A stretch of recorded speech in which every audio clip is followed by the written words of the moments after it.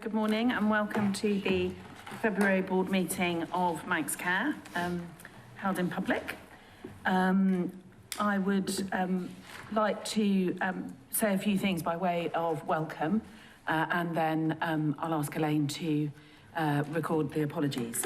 So I am very sorry to say that this is Andy Guy's last meeting in public.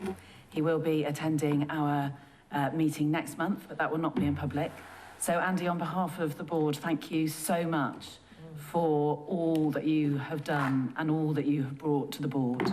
I think every board needs someone who has a real eye for detail and a real knowledge of structure and strategy and application, and you have brought that to us and we will really, really miss that.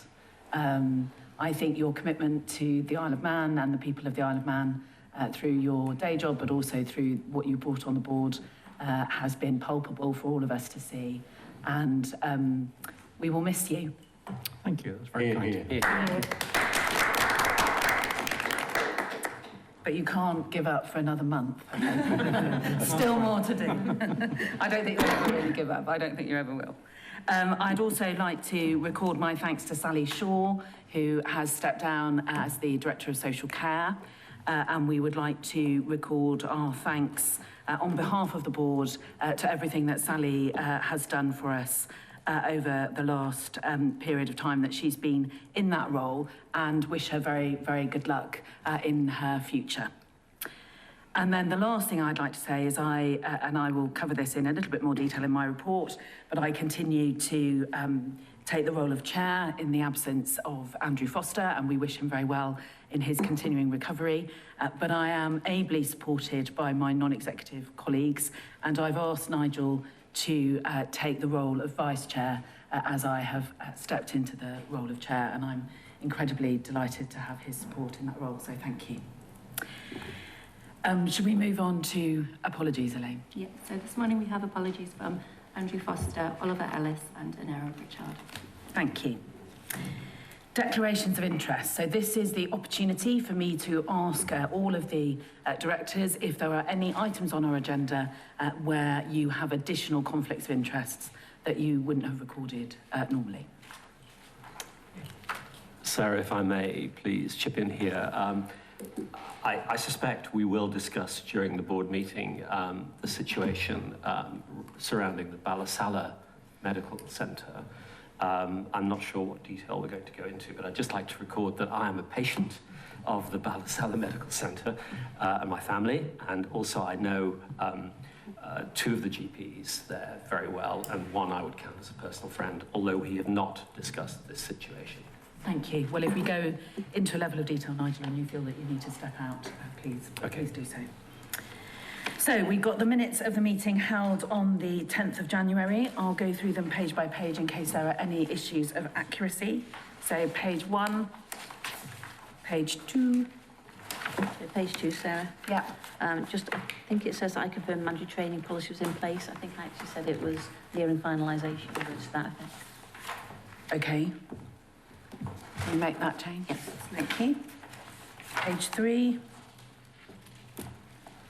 4.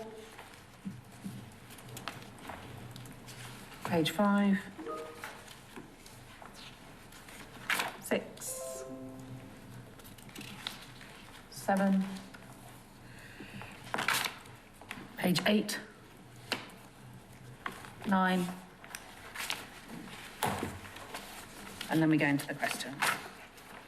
Okay, I think everything that we need to cover is listed in our matters arising. So both of those items are coming to the April meeting. Yeah. Okay, excellent. Thank you for that. Does anyone want to notify me of any other business for this meeting? No, thank you. Okay, so the board assurance framework is here for our discussion. Over to you, Elaine. Yes, so the board assurance framework is included for information. During the reporting period, one risk has been updated, and that's the risk of failure to provide safe healthcare. So I don't know, Paul, if you'd like to comment. Yes, thank you, Elaine. Hope you can hear me on the mic. I'm not sure. Excellent. So I've updated this, Chairman, on behalf of the board to recognise the progress that we have made and continue to make in relation to the management and handling of complaints. And what that has allowed me to do, alongside the strong results that we get from friends and family testing, it's allowed me to change the assurance ratings, reduce the gaps in assurance and more positive assurances for the board.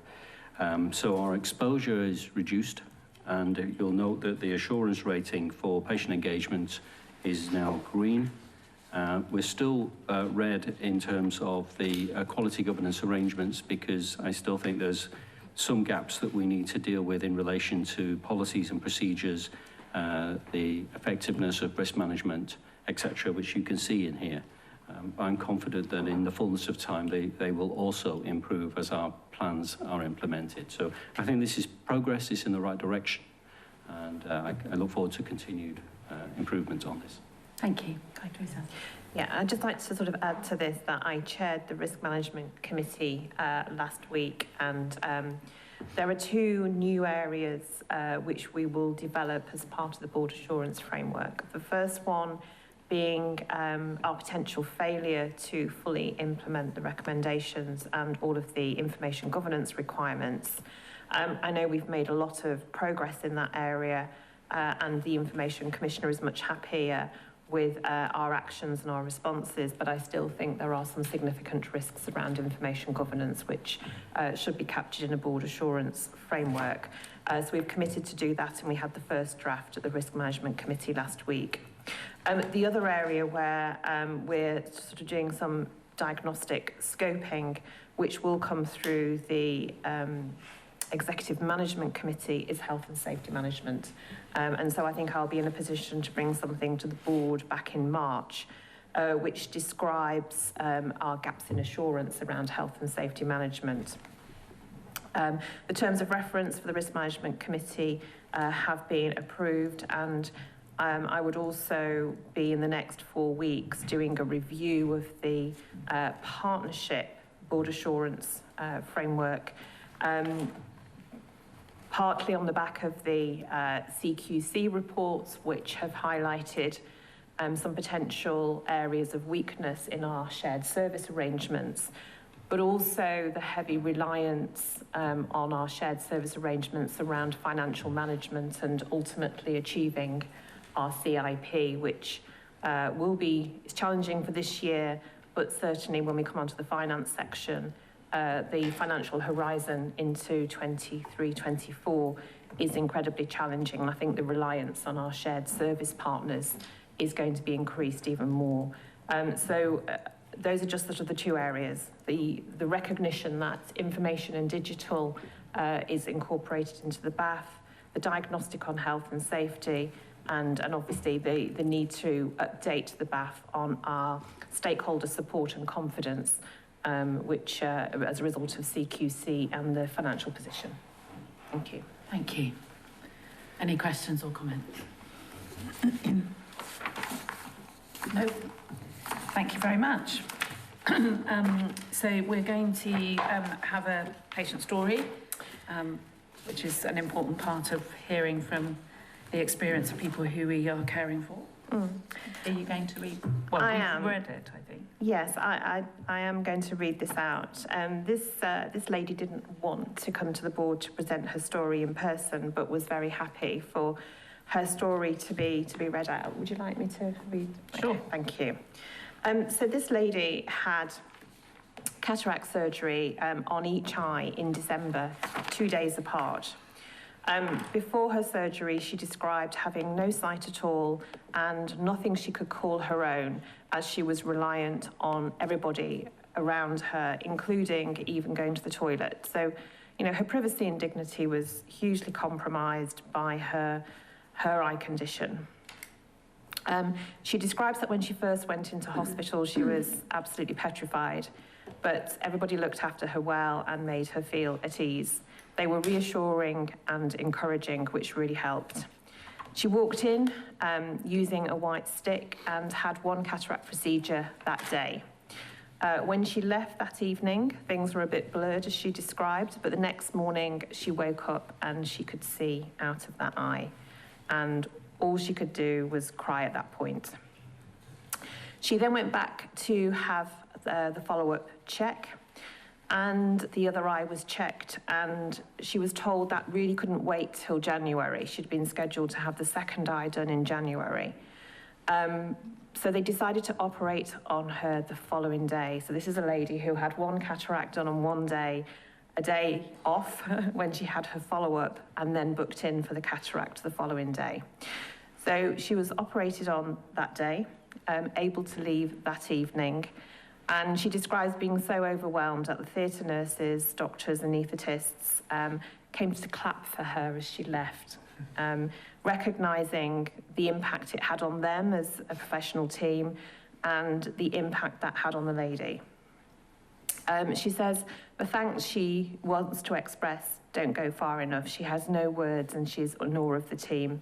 It couldn't have been a better outcome. Before, she was unable to do things alone, but just yesterday she went to the shops on her own. She's able to read her own letters. She has her privacy back.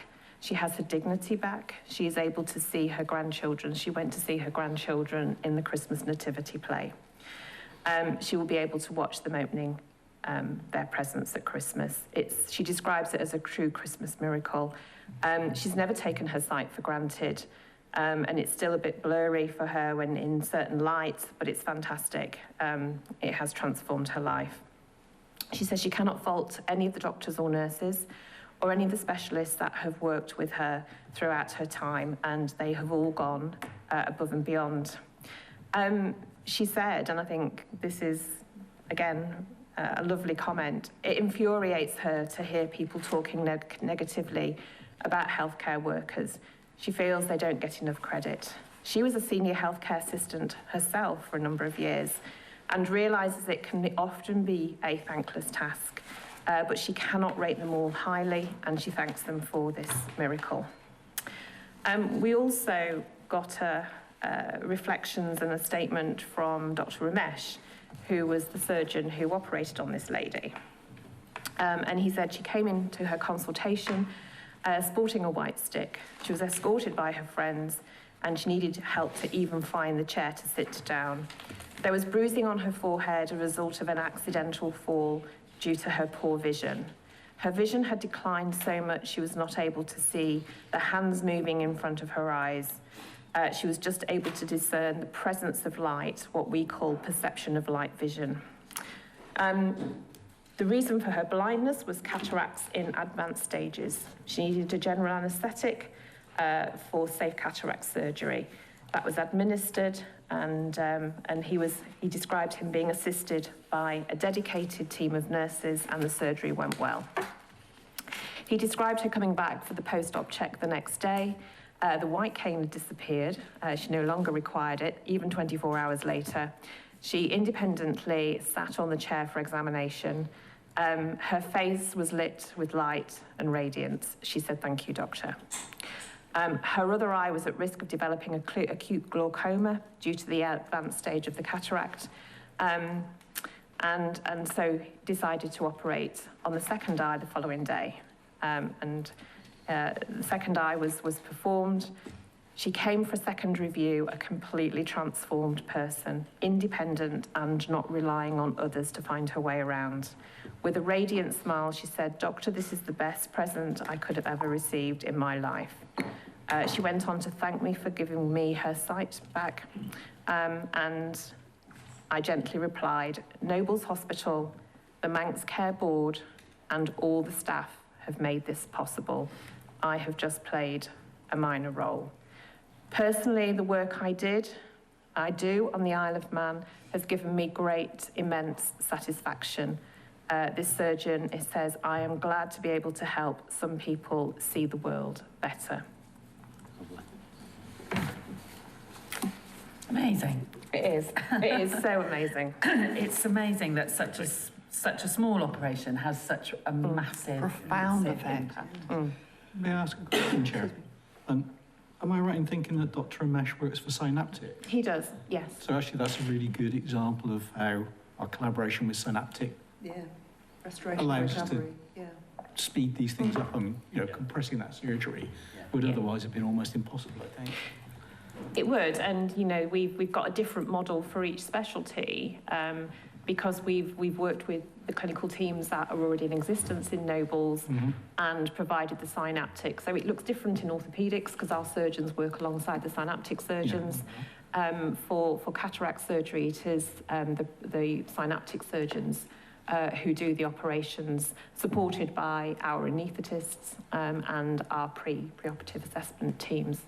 But yes, I think the ability to respond and address the waiting list challenges, we've talked here so many times about how impactful the long waiting times have been, but the impact of that additional funding and being able to bring additionality onto the island, I think has been a huge success. I think we've brought lots of patient stories, but actually we know the patient experience has been exceptionally good. Thank you. I just want to kind of say that I think I'm just touched by the fact that when you have a cataract surgery, the surgery may be simple, but the impact that the patient has got is significant. There is enough evidence out there to say that delayed surgery can cause complete loss of sight, increased amount of falls, dementia. There's so much, the impact is significant. I think, yes, the surgery is small, but the impact is so huge. And I think Manx Care has taken the right to restore like the waiting list. I think is completely the reasons. Those are the reasons why we have taken this as a priority, because we'd like to actually improve not just about getting the cataracts, it's just not the numbers, but actually improving the life and quality of people living on the island. Oliver, and you might not be able to answer this off the back of your head, so I apologise, but do you know now where we are on cataract backlog? I don't in totality, but in terms of a number, but I know that we do still have a significant number to. So we've still got to crack on with it. We're still a few months ahead because although they're getting through the operations at a fair rate of knots, so the number that I got just for December is 132 we did, but it's the waiting list where there's the most being added on every month. Right. Okay. So although we are getting through the numbers significantly, we've got a lot added on. So I think it's around October that we're planning to get to a position where we're down to a 6-week wait for cataracts, but we do need a plan which we haven't yet come up with, but we do need a plan to maintain that, which may be our own resources, it may be synaptic, or it may be a blend of the two. Okay, thank you.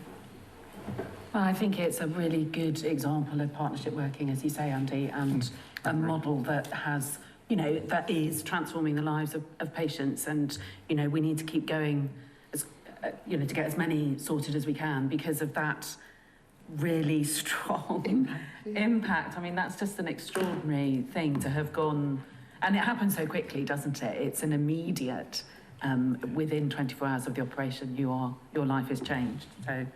May I just add one thing? Yes. Chair? And I think the important part about that is the fact that that partnership is happening here on the island. So for people who particularly are, as disabled as this lady was by circumstance and by a relatively simple thing like a cataract, no travelling, no stress. It's all very simple, it's easy to and from the hospital and so on, relatively speaking. I understand some people still might have difficulty with that, but that certainly reduces people's stress levels significantly, I would say. Yeah, indeed. We spend a lot of time at this committee talking about money. It's very, very good news to talk about a good news care story, I think. And, you've heard me bang on about the fact that money is a lubricant, not a propellant, and I think this is a great example of that, and very good news indeed. Thank you. Thank you. And we must record our thanks to the patient and to the surgeon for enabling us to be able to share that story more widely. I don't know if Claire's here. We're running a bit early. Yeah, we're just going to check if she's... Okay, excellent. if not, we could, I could take my report. Shall I do that anyway whilst we're finding out? So my report is enclosed in the pack. I don't really have anything to add. I am pleased to be here for this week. We have some really exciting things happening this week, including our inaugural staff awards on Thursday. And I think, you know, as I say in my report, I think at this particular time, with the amount of pressure that all staff are operating under across all areas that we're responsible for, it's really important to take a moment to say thank you. And, you know, I think it's, hello, good morning. I think that's a really important thing for us to be able to do, and I'm really pleased that we are able to do it. I will, if anyone's got any questions for me, very happy to take any questions. Not a question, Madam Chair, but I just wanted to make a statement for everybody so they understand. The NEDs are meeting more frequently at the moment and having some fairly intense discussions around making sure that we remain chorus and everything, because obviously without Andrew and now with Andy leaving, there's recruitment exercise that needs to go on, so, and there's support that Sarah needs. So just to, from an assurance point of view, can I just make sure that it's noted that we are meeting more frequently to make sure that we keep things, you know, on the straight and narrow. And we had a very good meeting yesterday afternoon, and I will circulate a diary note to my non-exec colleagues and then share that with Elaine so that we can record those discussions. Thank you, Katie, for mentioning that. Okay, welcome, Claire, to our meeting. It's really nice to meet you in person, having seen you on the screen at People Committee. So Claire is our acting staff side lead and has been working really effectively with our colleagues in the Office of Human Resources and more broadly within Manx Care.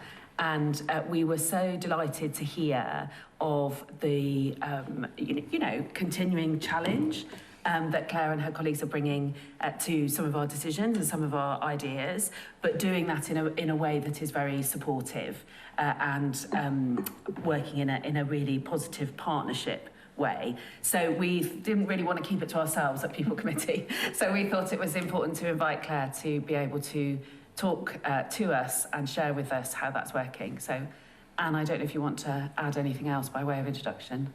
I think just to recognise that Claire's the acting staff side lead for a number of unions. She represents the Manx Pay Terms and Conditions group, which is made up of nurses, health professionals, but a therapist, of which Claire is one, and biomedical scientists. So it's quite a mixed group, isn't it, that Claire represents? Yeah, thank you. Claire. So I'm Claire Ellis. I'm the acting staff side lead. I'm also a physiotherapist by sort of trade. Would you like us to introduce ourselves? Or do you... I'll just... You're okay? Yeah, okay. That's fine.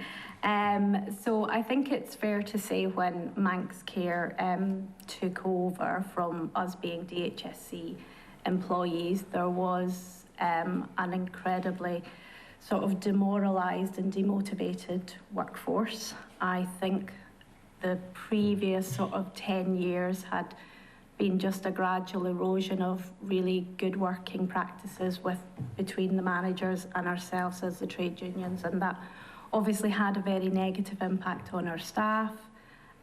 We then also had the pandemic, and I think at the time Manx Care took over, we'd probably just come out of our third lockdown, and probably morale couldn't have been any lower, and it probably couldn't have been a worse time to try and start a new organisation. So I think when we also really tried before Manx Care took over to get in place a pay deal so that from the 1st of April, that wasn't something that we were having to deal with, but from our perspective, any attempts to start that were just met with a closed door. There was no engagement, and unfortunately, and we really felt that was DHSC's responsibility to sort that before we moved on.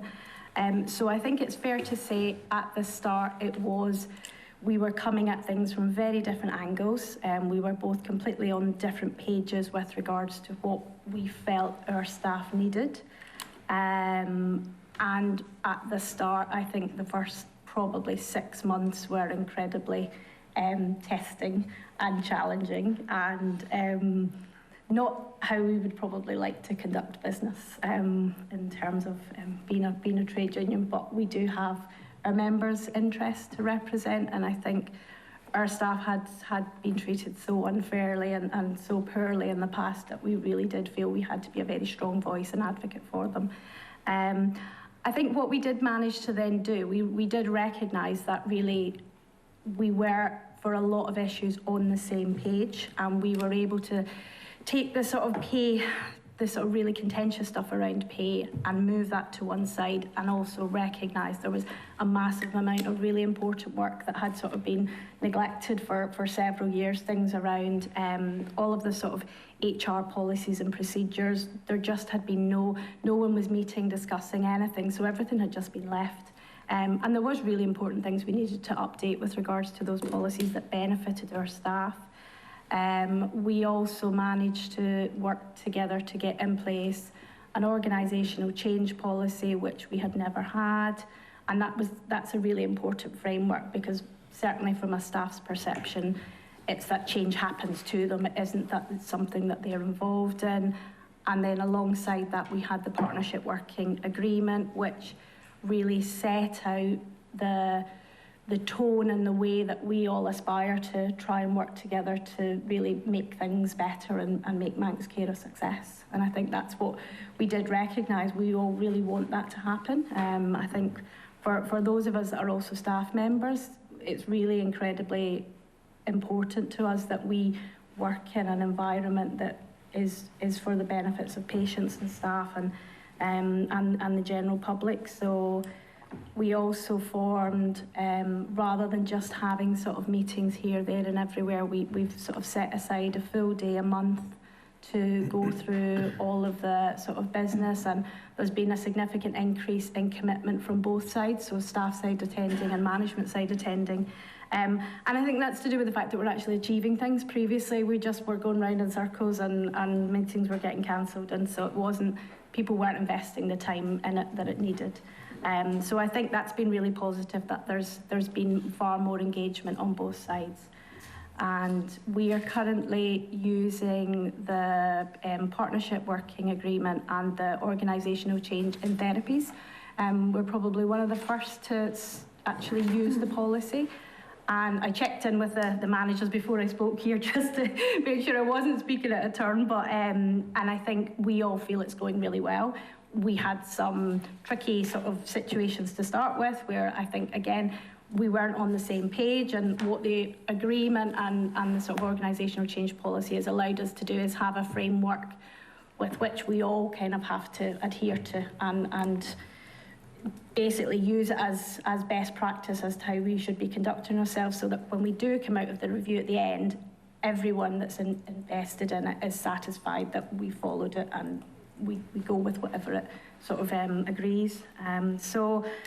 I think it's been really, really positive. There's still massive amounts of work to do. I think whilst I think we are really sort of hopeful that the care values and things that are being put out at the moment, they're so incredibly important, but the challenge is going to be how we essentially operationalise them and get them, that's how people behave, because what we can see is that there's buy-in right at the top.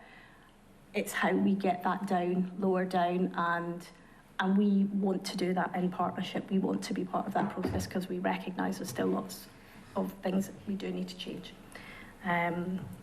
So yeah, that's me. Thank you very much. Teresa, do you want to? Yeah, no, just, I'm really grateful to Claire and her colleagues for sort of coming to the board today and saying that, because I think it feels like a really good marker in the sand to sort of say this is where we've got to. I remember those really early meetings, and I don't think many meetings impacted on me quite so emotionally as those first few meetings. It felt such an awful place to be in.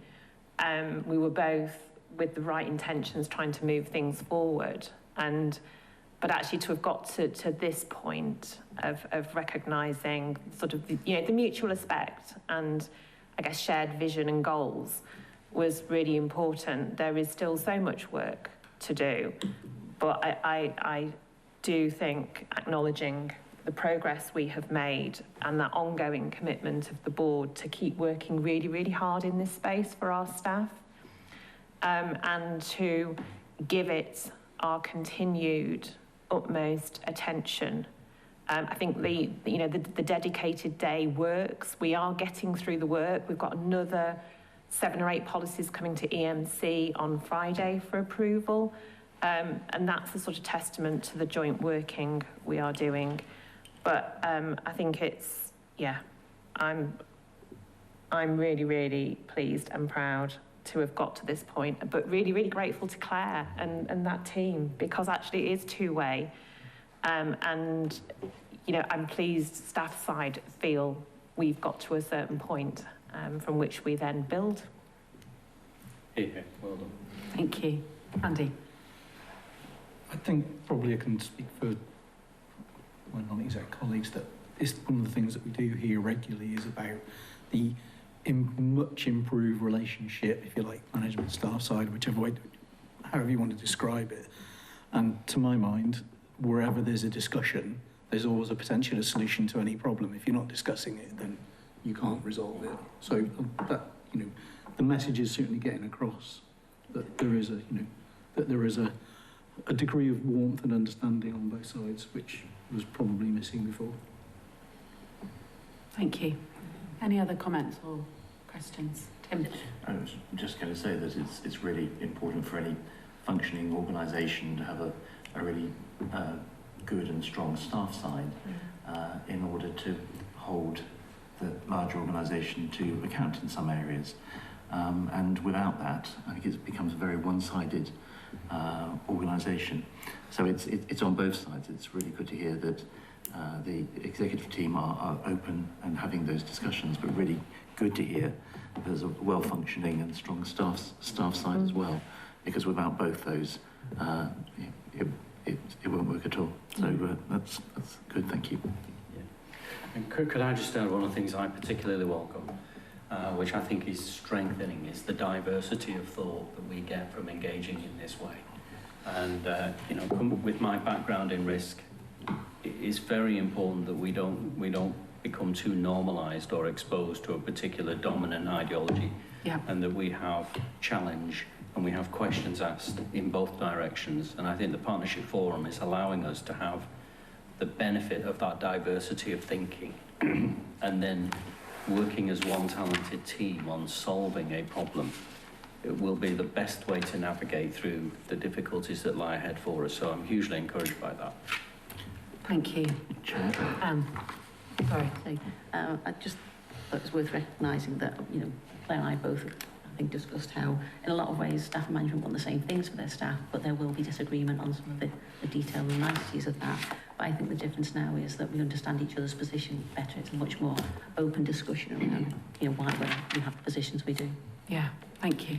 Tim, did you have your... Yes, I perhaps should have said, as a declaration of interest, even though a very long time ago, I was a Navigator shop steward myself back in the 1980s.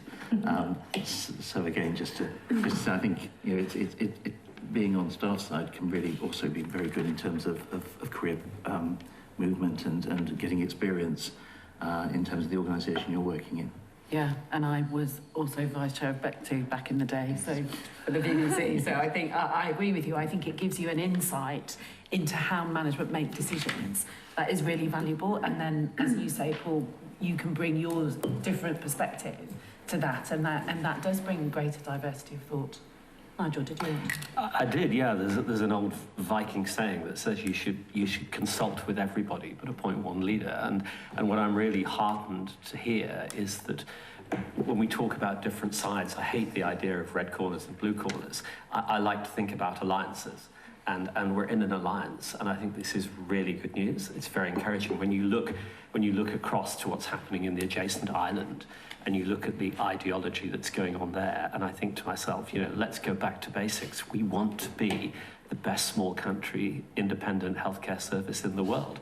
We don't need to slavishly follow what the UK is doing, and this is real tangible evidence that we're actually not, and that despite the fact that there are issues, and there are certainly issues ahead, we're approaching them in an open and collegiate way, and I think this is absolutely key, respectful of one's position and respectful of the greater good of the greater all. So very encouraging, thank you. So thank you for coming, Claire, and thank you for attending People Committee. I think we would welcome your attendance at People Committee on a more regular basis if you would be willing to do that, and indeed if any of your colleagues wanted to come with you or to deputise for you, that would also be very welcome. I think, you know, we know that things are very challenging, and we know therefore that this open dialogue and this constructive way of working is probably has never been more important. So thank you to you and your colleagues for everything that you're doing, and thanks for coming this morning. Thank you, Claire. Thank you. Thank you. So, Teresa, we're over to you for your report. Yes, thank you, Chair. A couple of things that I'll just pull out from the report. The Spring Booster campaign will start at the end of March, with the Autumn Booster programme finishing on the 24th of February. Obviously, with Sally Shaw leaving, I've taken on some additional responsibilities in the short term, supporting social care.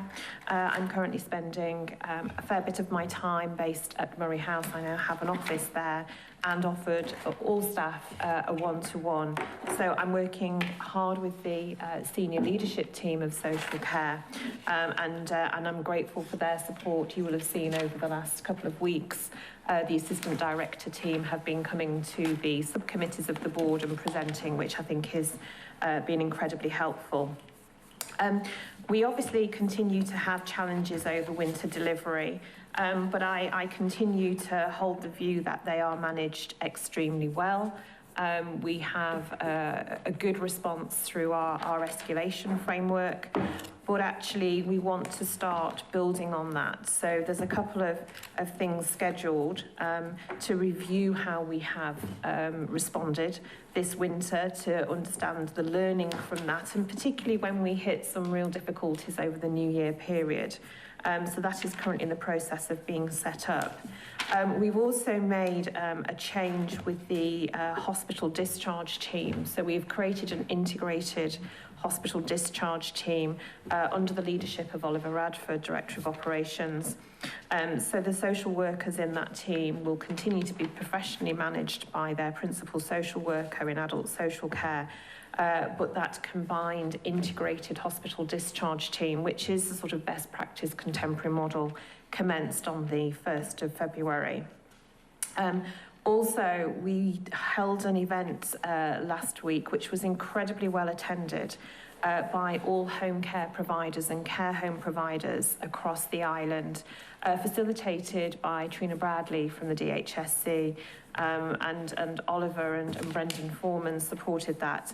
And this was an opportunity for us to engage with those providers and ultimately start taking ideas of how we develop our Opal framework even further to make sure we have a whole island response. We understand their challenges and difficulties, they understand ours, because fundamentally when we are at higher levels of escalation like Opal 3 and Opal 4, we need the whole island to pull together. So it's starting to broaden out that Opal framework, and it was an incredibly productive session, and allows us to start developing things like discharge assessment, transfer to assess, and really support the home principles, home first principles.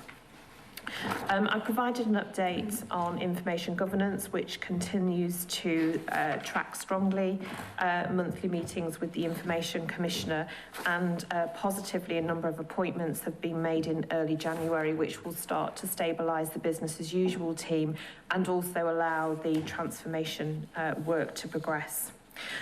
Just from the social care perspective, I've identified in the report just some real staffing challenges with the fostering and adoption team, which I'm supporting the Assistant Director on. We have some ideas and we'll try to stabilise that team. It's currently at 50% capacity. But some really positive news is that a new Edge of Care service started on the 1st of February, which is a pilot, but it's a critical function. And we felt strongly that this should proceed. And this is about providing intense support for those young people who are on the edge of requiring accommodation in local authority care, in our care. So it's about some targeted intervention, some intense packages of support from the social workers, wraparound services and therapeutic interventions, and skilled, experienced workers working with those people and their families in order to avoid them having to move into the care system.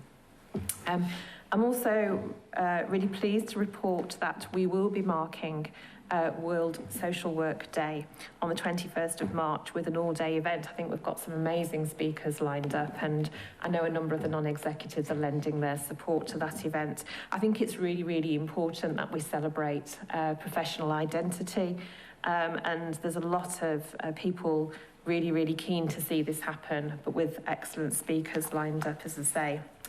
A couple of things from the Horizon scan, which I wanted just to raise because they will ultimately come to the board for approval, is that there has been an external independent review of the GP out of hours service, the med service, and there is a consultation currently ongoing.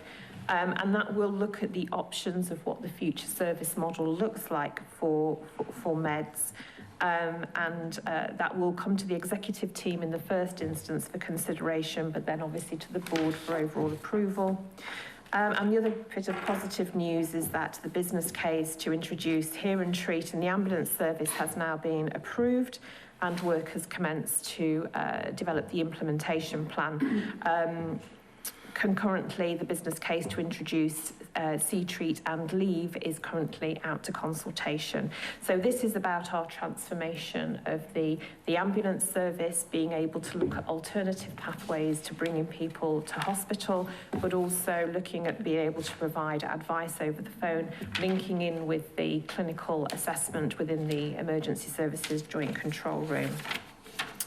And finally, I wanted just to touch upon the Balasala practice matter, and I think we will discuss further in private session later, but it is just to outline that we know Balasala Medical Centre has been having some difficulties for a number of time. There is a staff group of 2.9 whole-time equivalent GPs in the practice. They have been having staffing shortages.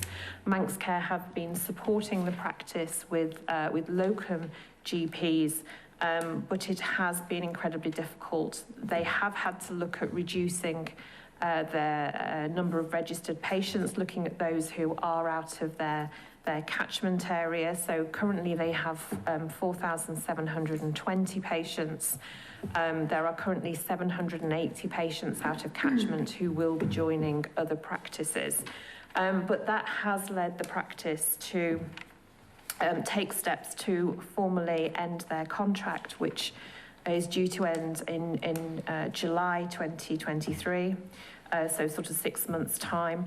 But I would like to assure the board that the executive team and the lead for the care group, so Anne-Marie Cubban, Emma Cleater, Dr. John Snelling, are all working very, very closely with the practice to look at the range of options that exist around the practice continuation.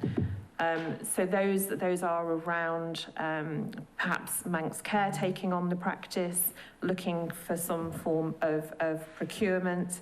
You know, in the short term, our priority is to stabilise the practice, support the practice staff, and also to assure the patients who are registered with Balasala that we are working on an active solution to maintain the practice. As I say, there are a number of options which the executive team have considered. All of them remain in play at the moment as we have active dialogue with surrounding practices, with the practice itself, and look at the options for continuing the service. As I say, the Manx Care Advice and Liaison Service is also supporting for any patients who are concerned, but the very clear message and the communication that we have put out is Manx Care is working hard with the practice to stabilise matters. It is incredibly challenging. You know, it is difficult to secure locum GPs.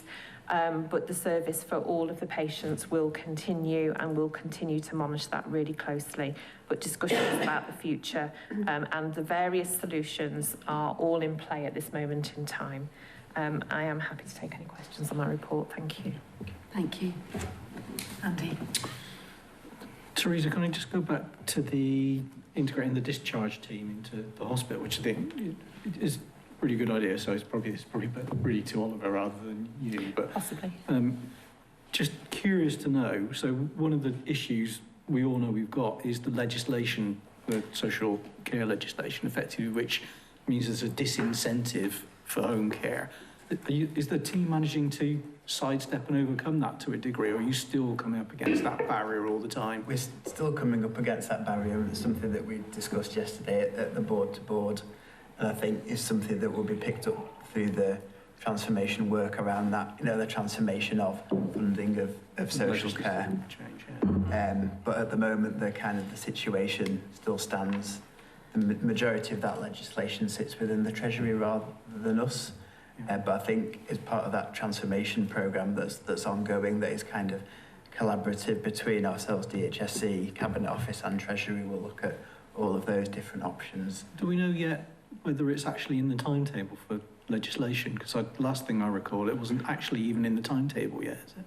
I'm not sure whether it is, because I'm not directly involved in that transformation project. So I know the system's effectively full for this year, which means that's more in addition to where Manx Care can move to. And that's quite a significant worry, considering our ultimate aims for integrated care, and that requires home care, home-centred, etc. We're doing all we can to try and influence that. So things like the intermediate care business case will provide quite a bit more capacity on a temporary basis for people that will be free. So reablement at the moment is free for 28 days, and intermediate care will expand that capacity quite considerably, because at the moment reablement only really captures people that are stepping down from hospital, but intermediate care will expand that availability to the step up. So I think we can do all we can to try and resolve that, but I agree it's a whole system and a legislative issue that we need to tackle. But I know we did talk about it, but it is actually quite urgent, really, isn't it? It is, and but I think we are making quite a lot of progress in this area. So certainly, Department of Health and Social Care have provided a couple of really, really helpful papers which start to sort of signal that intent, looking at some of the best practice on discharge identified by the King's Fund. And I think the event last week was very, very good of capturing some of the barriers to being able to discharge. So even without the legislation, there are probably quite a few things we can do differently across the system. A lot of it is about that trusted assessment between, the hospital teams and the care home providers and home care providers, and just making sure everything really, really runs smoothly. They will always assist us greatly when we need to, if they are assured that the quality of that discharge is there and they're not putting their own organisation at risk. But I do think there is still a lot we can do. We've put some lubrication into that system of being able to fund out of hospital for a certain amount of time in order to free up acute beds. And I think, that dialogue is really, really constructive. But we need to sort of move to 7-day working. We do have far too many social admissions, and hence the intermediate care and the frailty work in the community is really, really important to be able to respond to some of that. And equally, having the care providers and social workers involved at the earliest stage of someone's admission will really, really help too. Okay. I think there's a lot of work we can do without the legislation. Yeah, it sounds like we're achieving quite a bit extra, which is really, really good news. And there was no criticism intended. I actually think it's just circumstance of the legislation, which is really the big hurdle. It would be good to have clarity on that, wouldn't it? In terms of, is it timetabled, and if so, when? And I'll find out about that. Thank you, Oliver. Tim. I'm just really pleased to hear that we're able to rework what we already have in place. to provide a more efficient and effective outcome for patients and their families. We all know that patients and families, you want to be at home rather than in hospital or in institutions, and really welcome, given we're a trust which provides the whole range, that we're able to leverage in different ways of working, and that's really good to hear, and also really good to hear the meeting, like you said last week, with the home care providers to make sure that the third sector is also involved in that, because they're key partners. They were in lubricating those systems. I mean, the other thing to say on the legislation, there is some. I would absolutely be supportive of changing the legislation to enable better outcomes for, again, for our patients. But I'd want to make sure that we looked at places other than England in terms of what that might look like. Obviously, Scotland has a different system in place, and in Europe there are different systems in place as well. So there might be the opportunity to do something really radical in terms of how the money moves around the system. There is only a certain amount of money, so we all need to make sure that we're using it as best we can.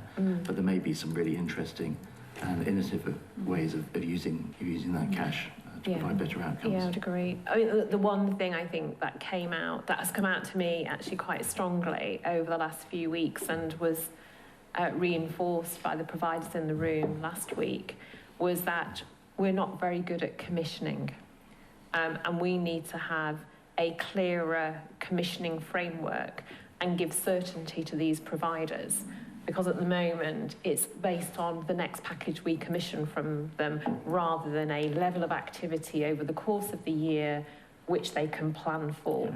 So we're all a little bit reactive, and I think we have the opportunity to be a much more intelligent commissioner of services for our patients and service users. And I think that was my takeaway message from that session last week, and my time, my greater degree of time in social care over the last four to six weeks. And I think that's a really important piece of work we'll take forward. Thank you. Any other comments or questions for Teresa? Sarah, it's a question, if I may, around the incidence of the Ballasalla Medical Centre, but it's not to do with the Ballasalla Medical Centre, it's the principle behind it. It's no secret to colleagues around the table that we face challenging times in terms of budget going forward, and we'll talk about that later in the meeting. And but right at the centre of part of our strategy is this concept of primary care at scale. And it seems to me that there is more than anecdotal evidence, and I'm sorry that Oliver's not here actually to maybe talk about this, but that there's anecdotal evidence, more than anecdotal evidence, to say that not all is well within the GP community. And, we are talking about spending quite a lot of money looking at how we handle primary care at scale going forward. Money that we can't necessarily afford to spend, but can we not afford to spend it? So there's a real tension there. And is this a time to be perhaps pausing the concept of primary care at scale and going back to basics and saying, how do we work with our GP community? How do we work with our primary care at scale community, rather than rushing headlong into a transformation phase that says this is how we're going to do it? Do we need to pause and look at this whole situation and go back to basics and say, where are we? We know we're short on GPs. We know we want to decentralise away from nobles, but getting that baseline strategy is absolutely key, I think. And I just wondered if the executive may have a comment on that. Could I respond to that, if you don't mind? I think realistically, in the Sir Jonathan Michael world, if you like, the view of integrated care, I think primary care at scale is critical, and I think it's critical to the future. This is just my view. But I think the problem is that while the principles of the model are very good, some of the detailed modelling that's gone underneath it is building on a house of sand. in that it doesn't stabilise the GP community first, and I think that's really what you're referring to, Nigel, isn't it? Yeah, of course. And I think without that firm foundation, it could all topple over, and a lot of money, effort could be wasted. But more than anything else, that potentially harms patients, and that's just not acceptable. So I think it's part of the job of the board as a whole, but probably particularly the execs, because this is the day job, is to really look at that model that's been presented to us in detail and pick it apart and say that mechanism doesn't work, this part of the mechanism does, and what we might propose alternatively to spread that development into something that actually might work without upsetting the whole apple cart. Thank you. And Andy, we've talked... Sorry, I don't know if that... Yeah, and then come back. Lisa. So I think we sort of go back to, I guess, first principles. A well-functioning health and care system is wholly reliant on high quality, good quality primary care. Absolutely. It is the, for want of a better word, gatekeeper to other services. It is so incredibly important, and I can't see an area where it is any less important than here on the island. I think a lot of the work we have done is all in support of that out of hospital provision, because we know we provide far too much in the hospital setting that could be out in communities. Without a shadow of a doubt, we haven't been on that journey that some health and care systems have of really recognising the benefit of moving things out of hospital into the communities. But I think as we develop the locality hubs and that community-based offer, as we put social care more clearly into that mix, as we develop other practitioners and develop intermediate care and frailty, I think we start to build a model. I think the bit which we probably need to check is reflected appropriately in primary care at scale is the vertical integration piece. So clinicians coming out of the hospital and into the community and supporting primary care and communities as generalists with a level of special interests. I think the issue we have is we are going from a low base to a very rapid solution, which we, I think, all signed up to and understand and I think is the right one, but we're having to do it whilst everything else is changing around us too quickly. So we haven't had that incremental journey of having a solid, if we had a solid intermediate care foundation with good pharmacy provision, stability in that sector, this would feel a whole lot better. But I think what we've got is that perfect storm where we haven't got that tier between primary and secondary care established yet.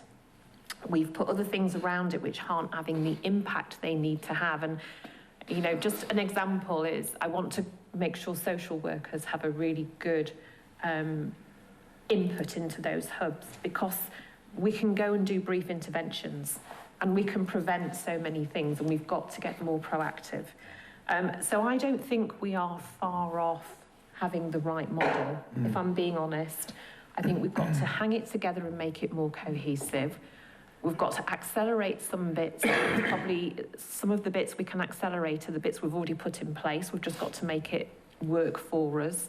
And then we've got to probably look at the vertical integration piece of the business case and make sure we have absolutely woven in that bit, because that, again, will be relatively cost neutral. Thank you. Shri had his hand up, then Jackie, then Oliver. And then I'll go last. And then Paul. Excellent. That's all going. Sorry about that. Shri. Nigel, I think we just need to kind of reflect and look at the context, what we're talking about. I think your question is very valid. In the last 9 years, more than 500 GP surgeries in UK have been shut down. A lot of it is because of recruitment, but few of them have been because of CQC, inadequacy issues and other stuff as well. And that left more than 4.5 million patients in UK without any GP provision. In the context of that, the reason why Balasala is closing down is not because of CQC issues, but here it's not regulatory issues. It's because essentially the recruitment, the workload, and other thing. I think we have got an opportunity in that space where we can actually make the recruitment of primary care much better than what we had in UK. I think that would be the solution. I think it would be wrong of us to actually beat on the primary care at scale now, rather than actually, when we have identified the cause, the real solution lies in trying to deal with that kind of diagnostics, rather than actually saying primary care at scale is not, we need to pause it. The third bit is, you're absolutely right in though, primary care at scale will require the workforce to implement it. I think you are right. As big as the strategy it is, the economies of scale and everything else, but without the right workforce, I think Oliver would actually second that if he was here. Without the right workforce, without the number of GPs, primary care on the front, I think it will be very difficult to implement the primary care at scale. But I think in the next months, coming months, 6 months or a year, I think the way we recruit and how we shape our primary care will tell us whether primary care at scale is going to be as successful, or whether Manx care plays any significant part in that. That will kind of tell us how we're going to, which will take our direction. Thank you. Jackie. Thanks, Sarah. I think when it comes to this, I think Nigel's point is very well made, that I think the direction of travel, we probably all agree, and we're cited on that and we're committed to that. I think where we're at is what's our next step, and that perhaps what's described in the case that we've seen perhaps is step 2, and that what we probably need to be looking at now is how do we support and stabilise a sector of our system that's obviously under stress before we start laying additional responsibilities and tasks into it. And it reminds me of the urgent and emergency integrated care transformation case, had exactly the same issue. We described the steps that we needed to get to the position that we wanted, but the very first step we needed to do was to invest in the basic staffing levels in ED to bring it to a safe minimal level. And I think that's probably the piece that's missing from the strategy that's been described for us. And I think it pauses. I understand where you're coming from, and I've used the same word myself, Nigel. It's not a pause as in let's stop. I think it's just as a step we have to do first before we can progress down the wider road. And as Andy said, there are some concerns around how we operationalise this, but as in anything, at the point at which it comes into Manx Care for operationalising, we will do it in an order and in a way that makes most sense for the organisation. And whilst it follows the broader trajectory of the PCAS case, it's likely to look very different on the ground as we actually start to make it happen. I would agree. Thank you. Oliver? I just wanted to highlight the workload that having long waiting lists generates for GPs. You know, quite a few GPs have spoken to me over the last however many years that I've worked here, saying that, you know, a lot of their load of patients are patients who are on waiting lists, who are going back to their GP for symptom management, whether it's pain relief or managing kind of symptoms as a result of their problem. I think the R&R case will help to alleviate some of that. I'm not saying that it's going to solve their issues completely, but hopefully having a waiting list that we're able to sustain at 18 weeks over the course of the next few years will mean that those patients that they refer can be seen and treated and discharged back to their kind of their home a lot quicker without needing repeat kind of visits to the GPs, whether that's repeat prescriptions, increasing pain relief, etc. So I think that's something that we could you know, just factor into our thinking, not to divert us from the path of ensuring primary care at scale, because I think that's the sustainable way of delivering primary care into the future, but just to kind of bear that in mind as a possible mitigating factor over the next few years as we achieve much better waiting lists. Yeah. And I mean, I was just thinking when you raising that, if we think about the patient story that we heard, you know, she'd fallen, and that may have therefore involved her visiting her GP. And obviously now that she's had the operation because of the work that we're doing to reduce the waiting list, she wouldn't need that additional support. So I think that's a really important point. And anybody else want to come back? Oh, Paul, sorry. Thank you. So just coming back on a couple of thoughts really about, I absolutely have a lot of sympathy, Nigel, with your analysis there of the risk. But I kind of feel that pausing would not necessarily help us. So almost every healthcare activity starts and ends in primary care. And demand for healthcare is growing. So we need as Teresa's saying, we need a vibrant and effective primary care system, and we can't wait.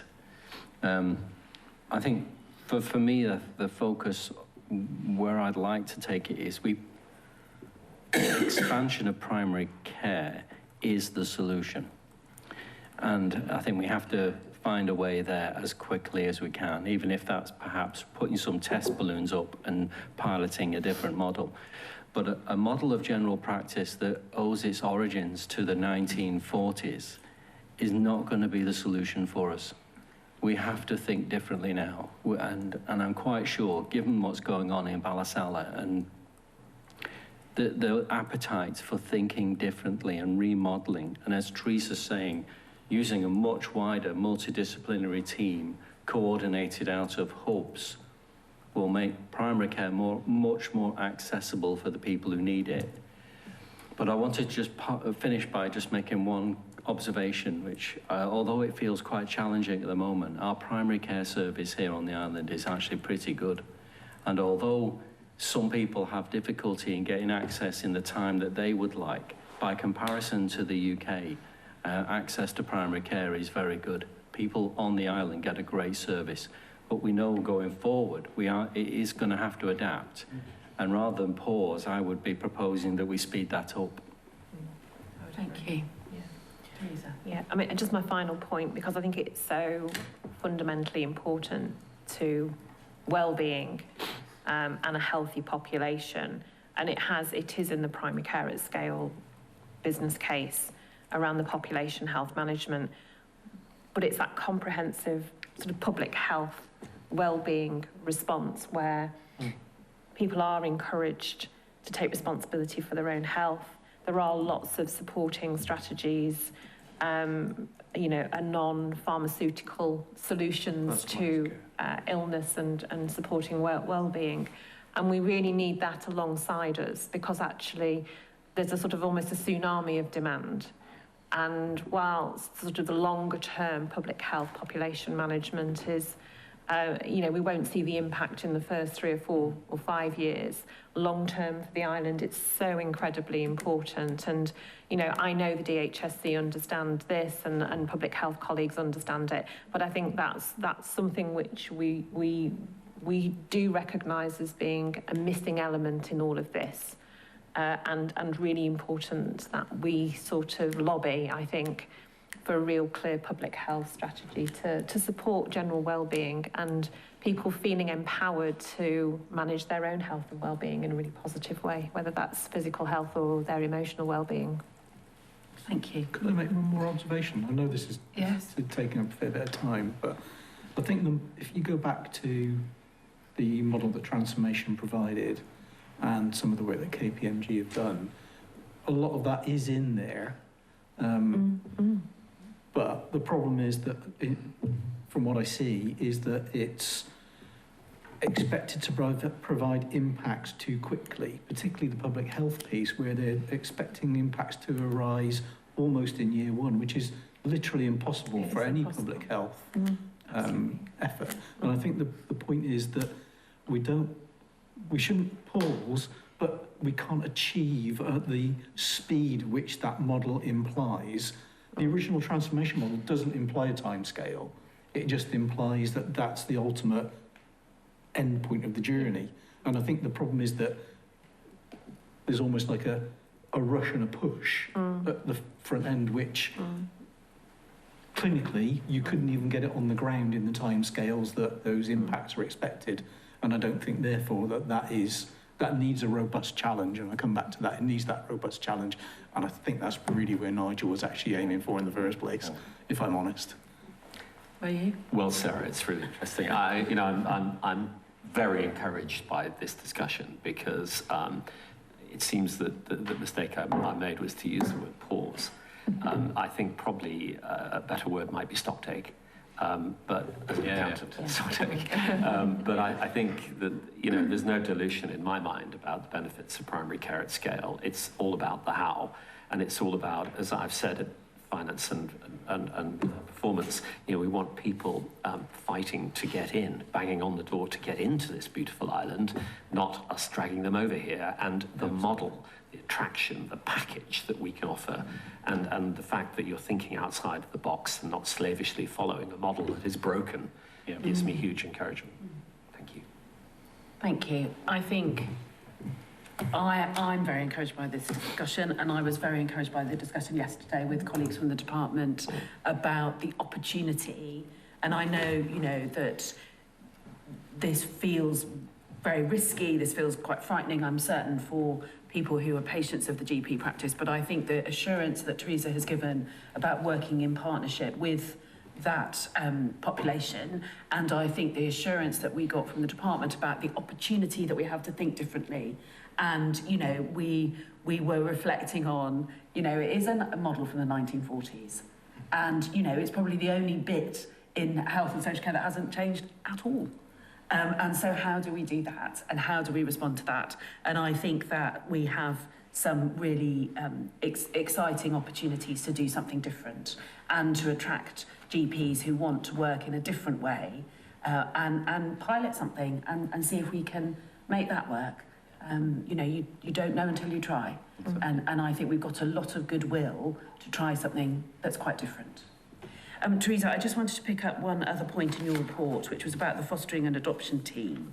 And just to understand, obviously, there is a risk there around recruitment, but the knock-on impact of that, of being able to offer children the opportunity, well, I presume the knock-on effect is that there are more children who are not coming out of the care system when they're kind of ready to do that, and how we were managing that risk. Yeah, so I think this is essentially about that very dedicated, as in specialist team who undertake the assessments, bring new foster carers, convene panels.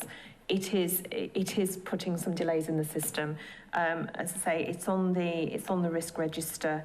It is a difficult recruit to area, but what I've agreed with the assistant director is we would offer some more longer term appointments for agency staff in the short term. Okay. I think we need to sort of be able to offer more than a sort of a 3-month agency contract. We need to go for probably a longer period of time, 6 to 9 months, in order to be able to bring in specialist agency workers in that space. Okay. As I say, it is a little bit of a live issue at the moment, and I will provide an update at the next board too.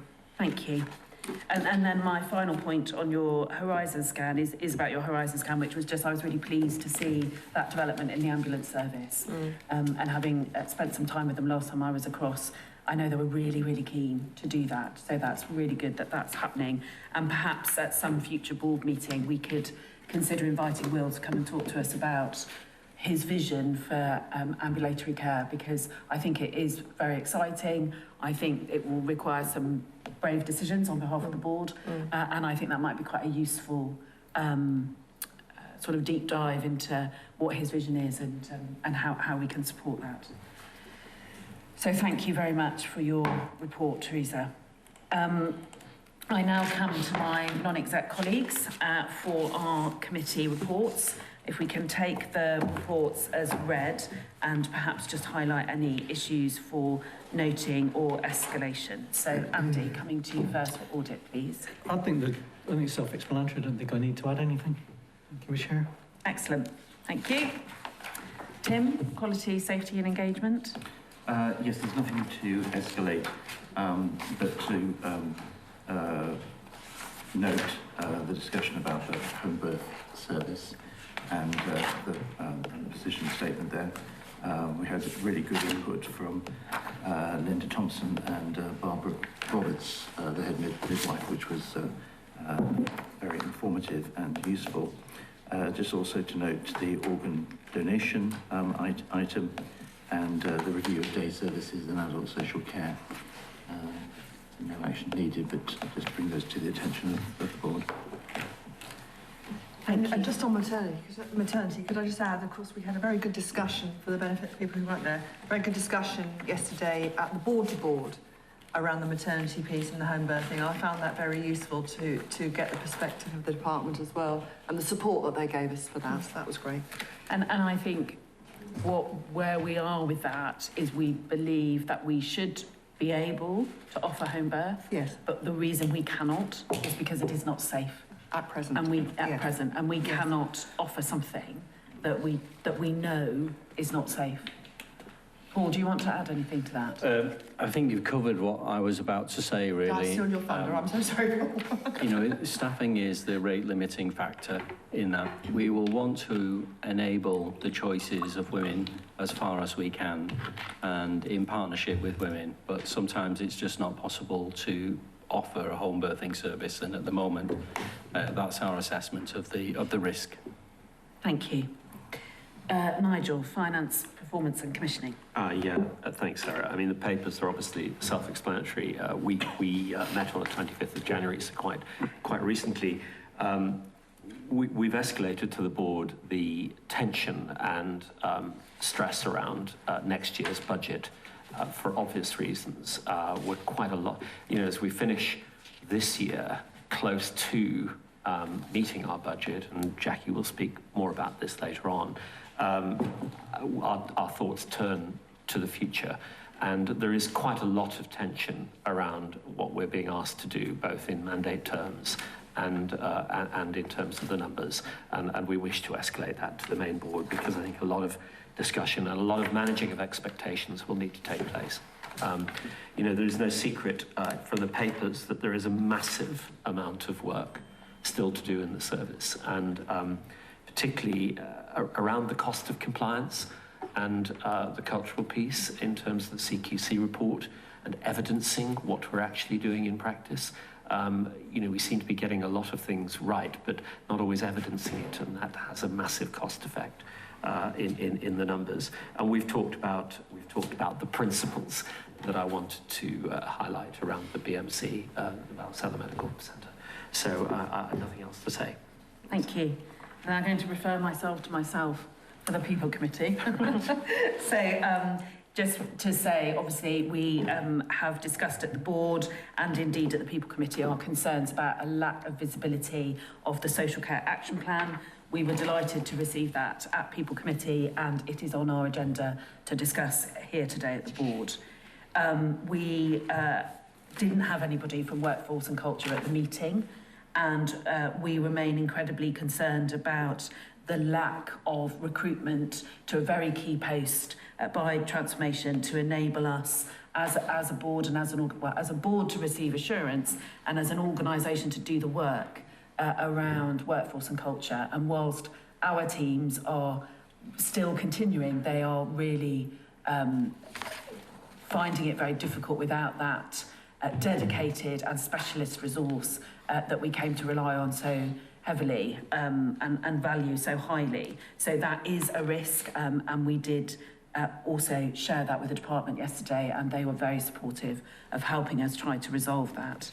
And then I guess the only other thing I wanted the board to be aware of is the retire and return work that's going on across government, which I think could be exceptionally helpful to us and to our workforce, where we enable people to literally do what it says on the tin, retire, and then return to work in a reduced capacity. And I think that could really help, particularly in the nursing and midwifery space. Absolutely. And then back to you, Tim. Yes, I should have said, shouldn't I? Has anybody got any questions as we went through those reports? But as nobody put their hand up, I'll carry on. So back to you, Tim, for the Integrated Care Partnership Committee. Thank you. I chaired this meeting in the absence of Andrew. There was one area that we wanted to alert the board to. One of the items was a deep dive into the immediate care programme. And again, we had a really helpful and in-depth presentation from Michelle Breed, who is clearly right on top of this and understands this in real depth.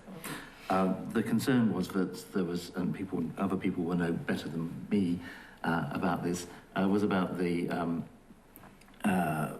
funds being made available for that programme, and for that, and there seemed to be no movement on that, and the programme was up and ready to go, but it was just awaiting for a button elsewhere to be pushed to allow that release of funds. So I don't know whether Oliver or anybody else has anything else to say about that. So yes, the intermediate care business case has been through business case review group, but it's since been reviewed and updated significantly by MIAA to support us in that. It's ready to go, and we plan to push that through the governance, because the funding stream that we're seeking funding for this fund is the Healthcare Transformation Fund. So it's on its journey, and we will usher it through as quickly as we can. Great, good, thank you. Great, Andy. Just a comment on this particular one. I mean, the intermediate care business case is one where actually it's one of the ones that pays for itself very quickly, and that business case not being allowed earlier. How many times, Oliver, has it been through? Is it a couple of times previously? We've been discussing it for a while. A long time. And it's kind of been sitting outside and then sitting inside and then sitting back outside of the transformation I mean, programme. it would actually have helped us with the winter planning as well, is my understanding. And it's a key component for the primary care at scale. So I just really don't understand how we've been pushed back each time. I think as Oliver has said, it was originally designed to be part of the big urgent and emergency integrated care business case. Yeah. But obviously there was an affordability issue around that one, as there is with many things. So we've decided to chunk that up and do it piece by piece, rather than doing it in one big thing. And so we had a conversation a little while ago to agree there should be a proper order in which we do these as well. So intermediate care has been prioritised, and now it's moving along. It's definitely one of the enablers for PCAS. So yeah, exactly. It would be good to get this one over the line. Most of urgent and emergency integrated care transformation is an enabler of PCAS as well. Okay, thank you. Any other questions on any of those reports? So we're... Oh, do you want to say something? No. We're a bit ahead of time, but I suggest we do take our comfort break now and come back at 11:10, if that's acceptable. Thank you. Thank you.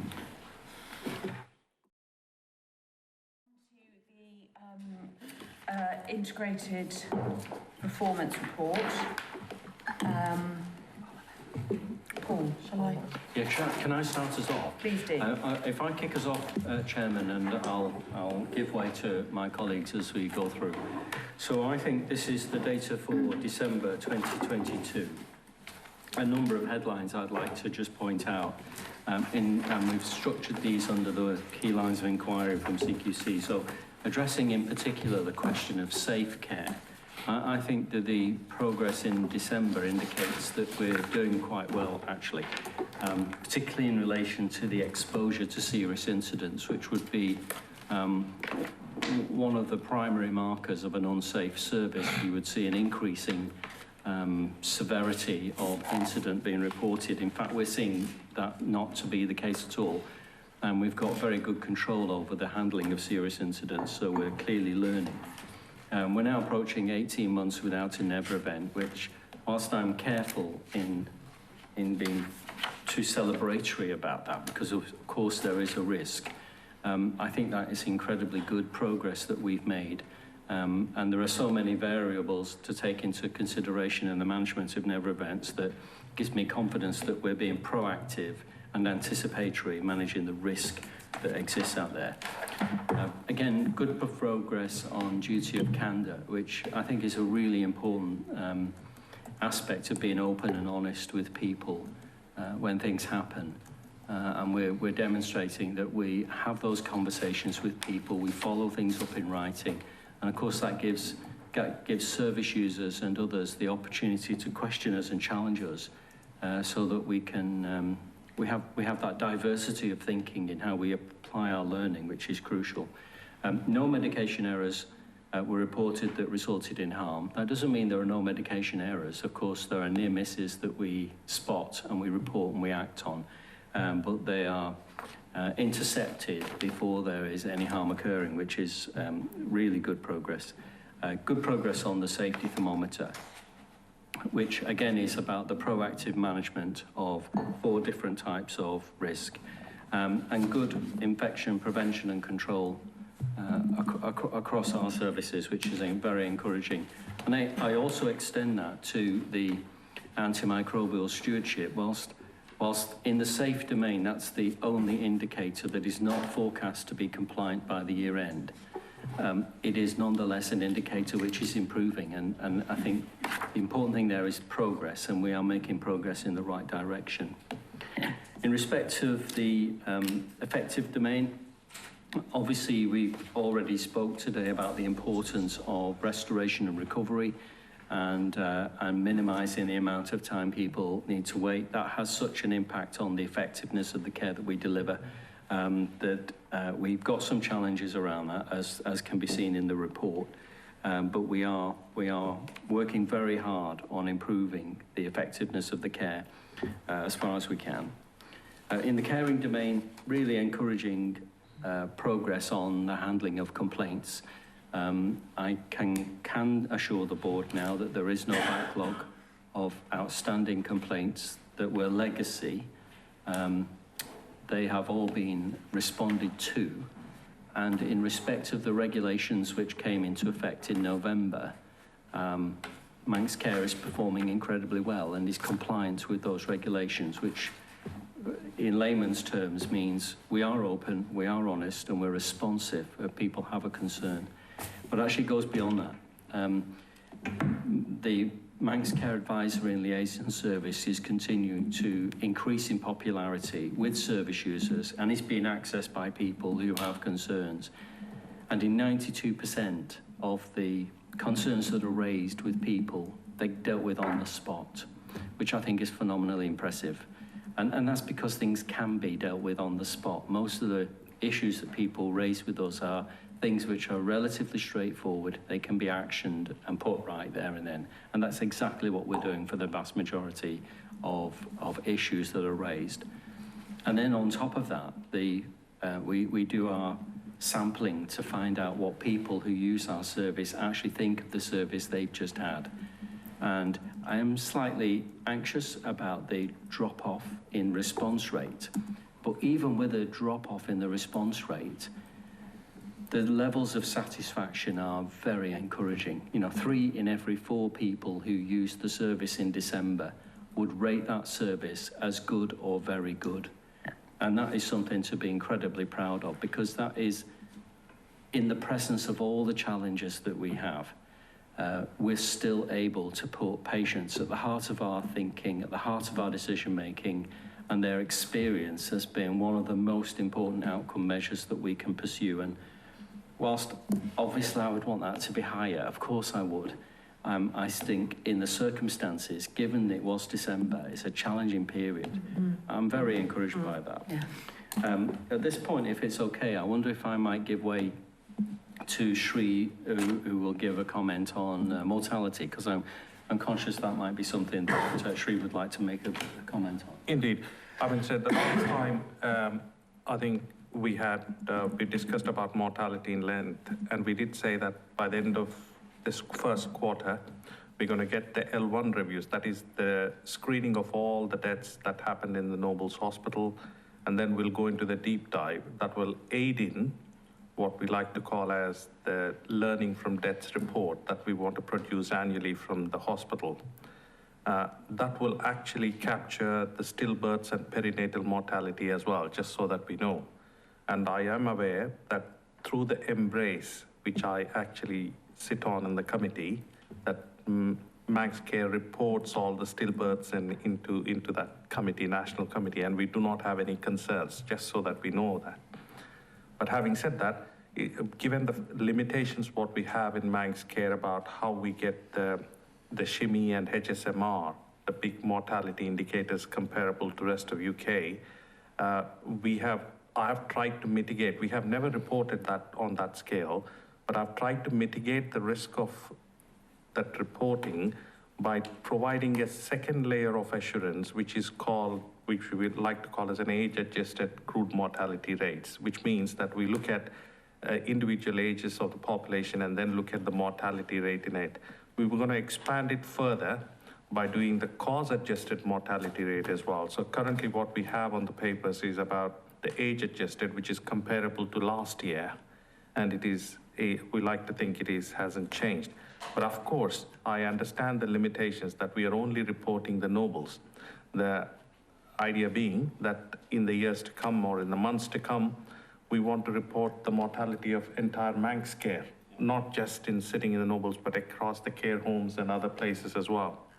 And I think there is a certain level of anxiety, which we've just we said about, well, if the primary care closes down and if the access to patients or access to GPs by the patients decreases, is there a significant risk of patients not approaching the GPs for any symptoms or cancer, whatever they may have? And how do we identify that? So it's important that we triangulate the mortality, not just in the hospital, but across everywhere else. And I think it's quite important.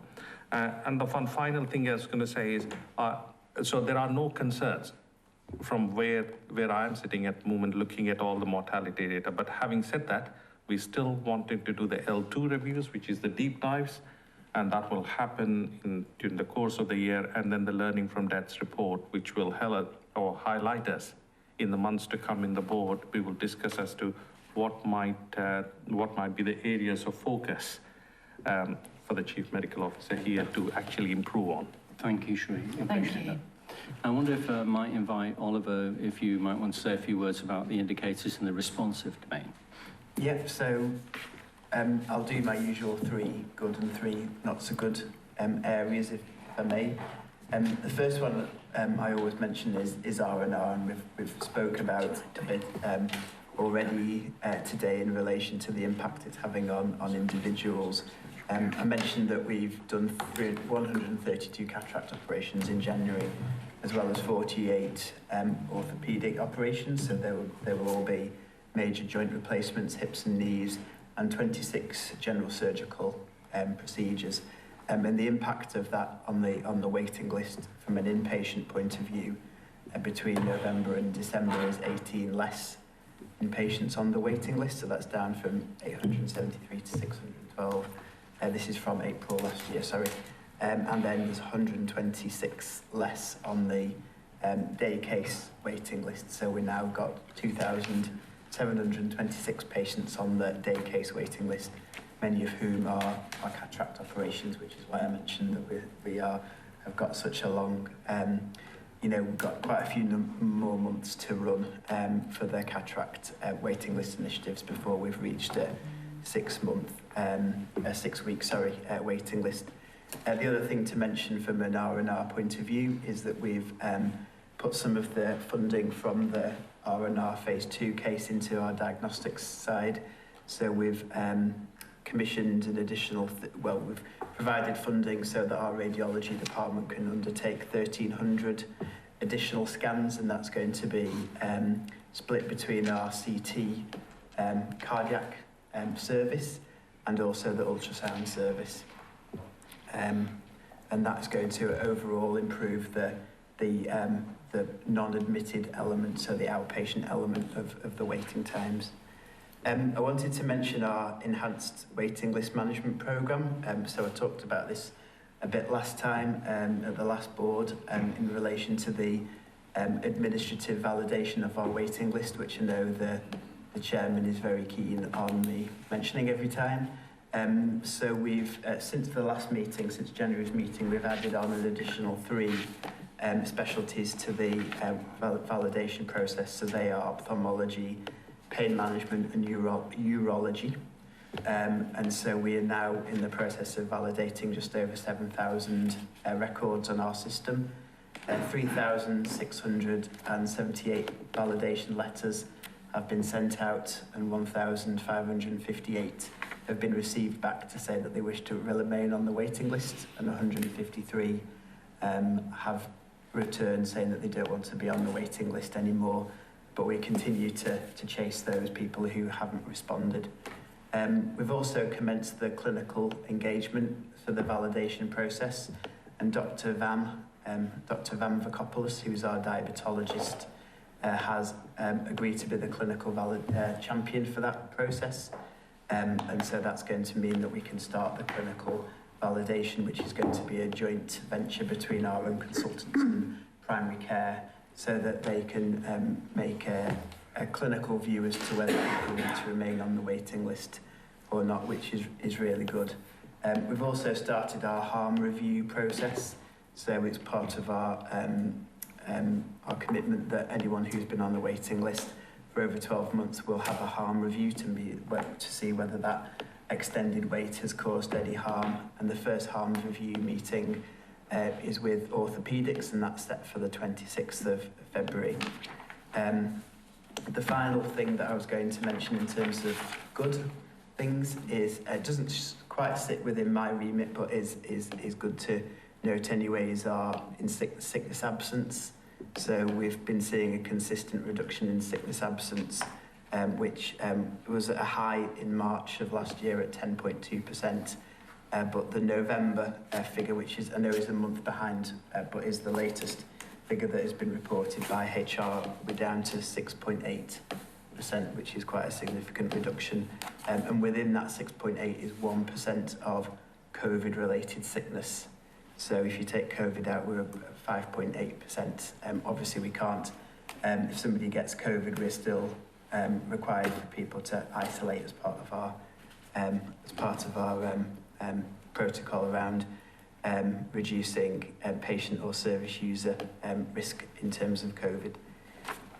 In terms of the three areas of improvement, the first two are linked in relation to winter pressures. So first, winter pressures in ED. So we've seen a 5% increase in ED demand compared to the previous month, and the service was on an Opal 4 status. The hospital was on Opal 4 3 times in December. We've seen a 4-hour performance within ED of 67.5%, which is just marginally above the UK of 65%. We're still seeing quite a few trolley waits, so we saw 55 12-hour trolley waits in December, which is 1.4% of attendances. And from an ambulance service point of view, we're still struggling to meet with the 7-minute target time for response for Category 1 calls, which are the most life-threatening calls. So that's 9 minutes and 45 is the mean response time for Category 1 calls. And again, like ED, we're seeing a significant increase in demand, and we've had the ambulance service recorded its busiest ever day on the 21st of December, with 67 calls in total over that 24-hour period. The final thing I wanted to mention is around cancer, because we're consistently kind of we're not meeting our commitments around 2-week waits. So our target is to meet the 2-week wait target. So patients who are referred to us on a cancer pathway are being seen within 2 weeks of referral. Within December, recorded a 51.3% compliance against that, which is down on the previous month. But I've inquired today as to what our January performance was, but that has gone up to 60%. But we are consistently seeing this up and down kind of performance without reaching the 93% threshold. There's two major factors in play here. So we're seeing consistent increase in referrals. So we've seen a 20% increase in 2-week wait referrals this year compared to last year. And also we've experienced some significant workforce pressures around, particularly within breast, colorectal, gynae and dermatology, which are our main tumour sites. I'm glad to say that we have had success with our recruitment anyway, and I mentioned last board meeting that Dr. Cooper, who is our breast radiologist, started in late December, as did Miss Fung, who is our new breast surgeon, started in late December. And we also have our new colorectal surgeon starting in March, and 2 new gynecologists starting in March as well. So, and they'll all be dedicated to cancer, or, well, if not dedicated, they will have a significant amount of time. I do want to just highlight one stat that I pulled off, because although we report our 2-week wait performance as a percentage against the 2-week wait, that's kind of doesn't provide much in terms of context of where we are in terms of weights. Where we are in terms of weights is the average person is waiting 15.8 days for their appointments. So although we are exceeding in around 50% of our patients are not getting their appointment within 2 weeks, we are extremely close to reaching that point. And with the additional workforce that we've got coming online, which will shore up the cancer service, plus also additional clinics that are happening within those areas, in order so that we can claw back as much as we can in terms of the performance that we should start to see over the next few months, a more consistent achievement of the 93% target.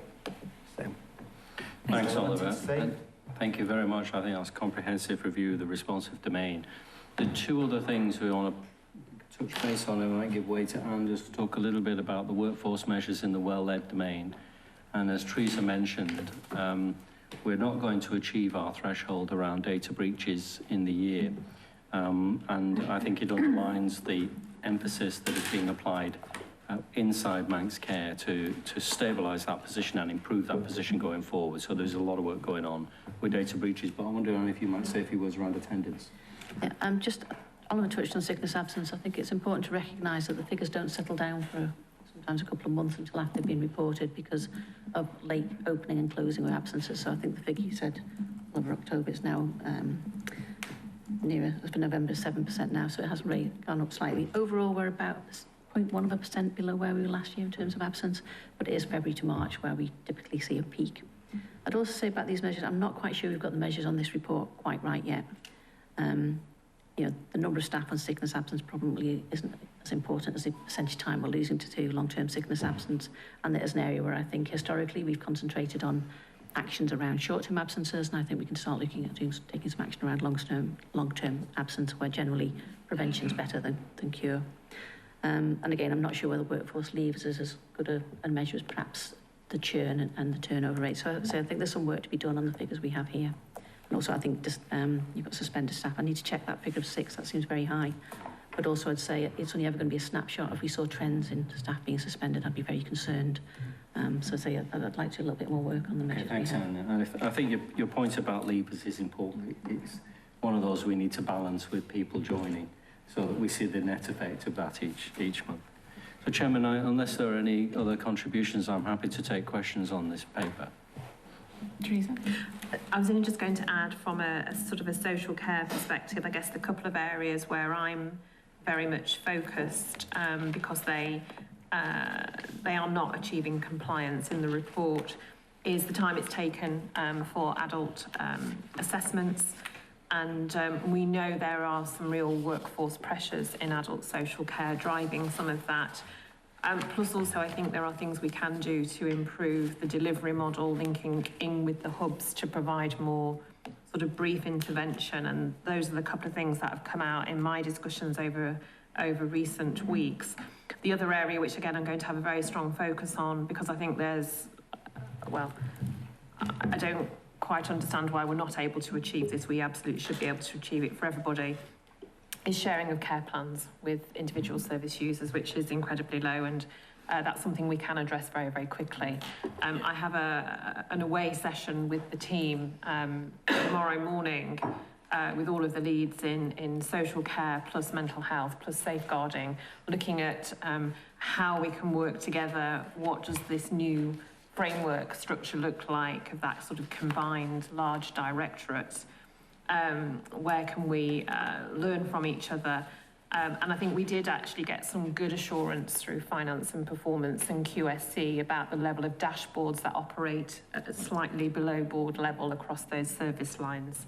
So that was the only thing I wanted to focus on. But certainly that matter about service users and families having copies of their assessments and their care plans is incredibly important. I'll focus on that for the next board. Absolutely. Any comments or questions for colleagues? Tim? It's just a couple. As Paul know, I'm interested in lots of things. One of the things that I'm interested in is around infection control. And question 4 was just to confirm my reading of the report, that seems to be well managed at the moment. Also, a question for Oliver about the trolley weights. That's a kind of a buzz phrase that members of the public clearly are concerned about. I was wondering if you could just describe that a bit more. And then for Teresa, just to say absolutely in terms of those care plans, and I'm not sure whether it's a data issue in terms of recording that the care plans have been shared as opposed to sharing the care plans. That's often the case, is that people are not good at recording that, but I'm sure you'll get to the bottom of that and see whether it's about the recording or whether the actuality of not sharing care plans. So this is my 3. Thank you. So did you say infection control? Yes. Right, okay, yes. So I think you're right to point out that it is pretty strong performance on IPC here in the Isle of Man. That's achieved through a combination of different things. So what I would encourage you to look for as a non-exec director and as a board is the incidence of what we call alert organisms. So if we were starting to see increasing numbers of Clostridium difficile infection or MRSA infection, or what we call the gram-negative infection, so the Klebsiella pseudomonas, for instance, that would be an indication that something wasn't quite right. Now, our experience on the Isle of Man is that we've got very good control over it because our alert organism surveillance is very stable and quite low compared to other sectors. And that's delivered as a combination of leading and lagging measures that we put in place. So the leading indicators will be things like hand hygiene, environmental cleanliness, risk assessment, particularly the scrutiny that goes into the prescription and oversight of antibiotic prescribing, etc. And then some of the other measures will be things like the use of personal protective equipment, the ability to isolate people when they are infected. And as a package, it's done very well in Manx Care and on the Isle of Man, and that's reflected in the figures. Thank you. Thank you.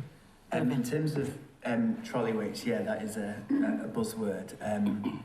We manage, because we have a relatively low number of trolley weights, you know, we would normally expect to go on to, if there's maybe around between 2 to 5 overnight trolley weights in ED, we would generally burn Opal 3 in the morning. If there tends to be more than 5, we would consider moving on to Opal 4, because we are in a situation where a large number of beds or a large amount of the capacity within ED is occupied.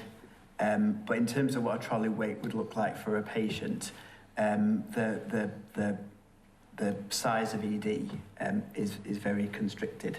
So actually the physical ability for people to be on corridors is not possible. Because the corridors are quite narrow, and because we have quite a chronic lack of storage space, the corridors tend to have equipment on them. So actually putting a patient on the corridor is not a practical thing, and not something that we would look to do anyway.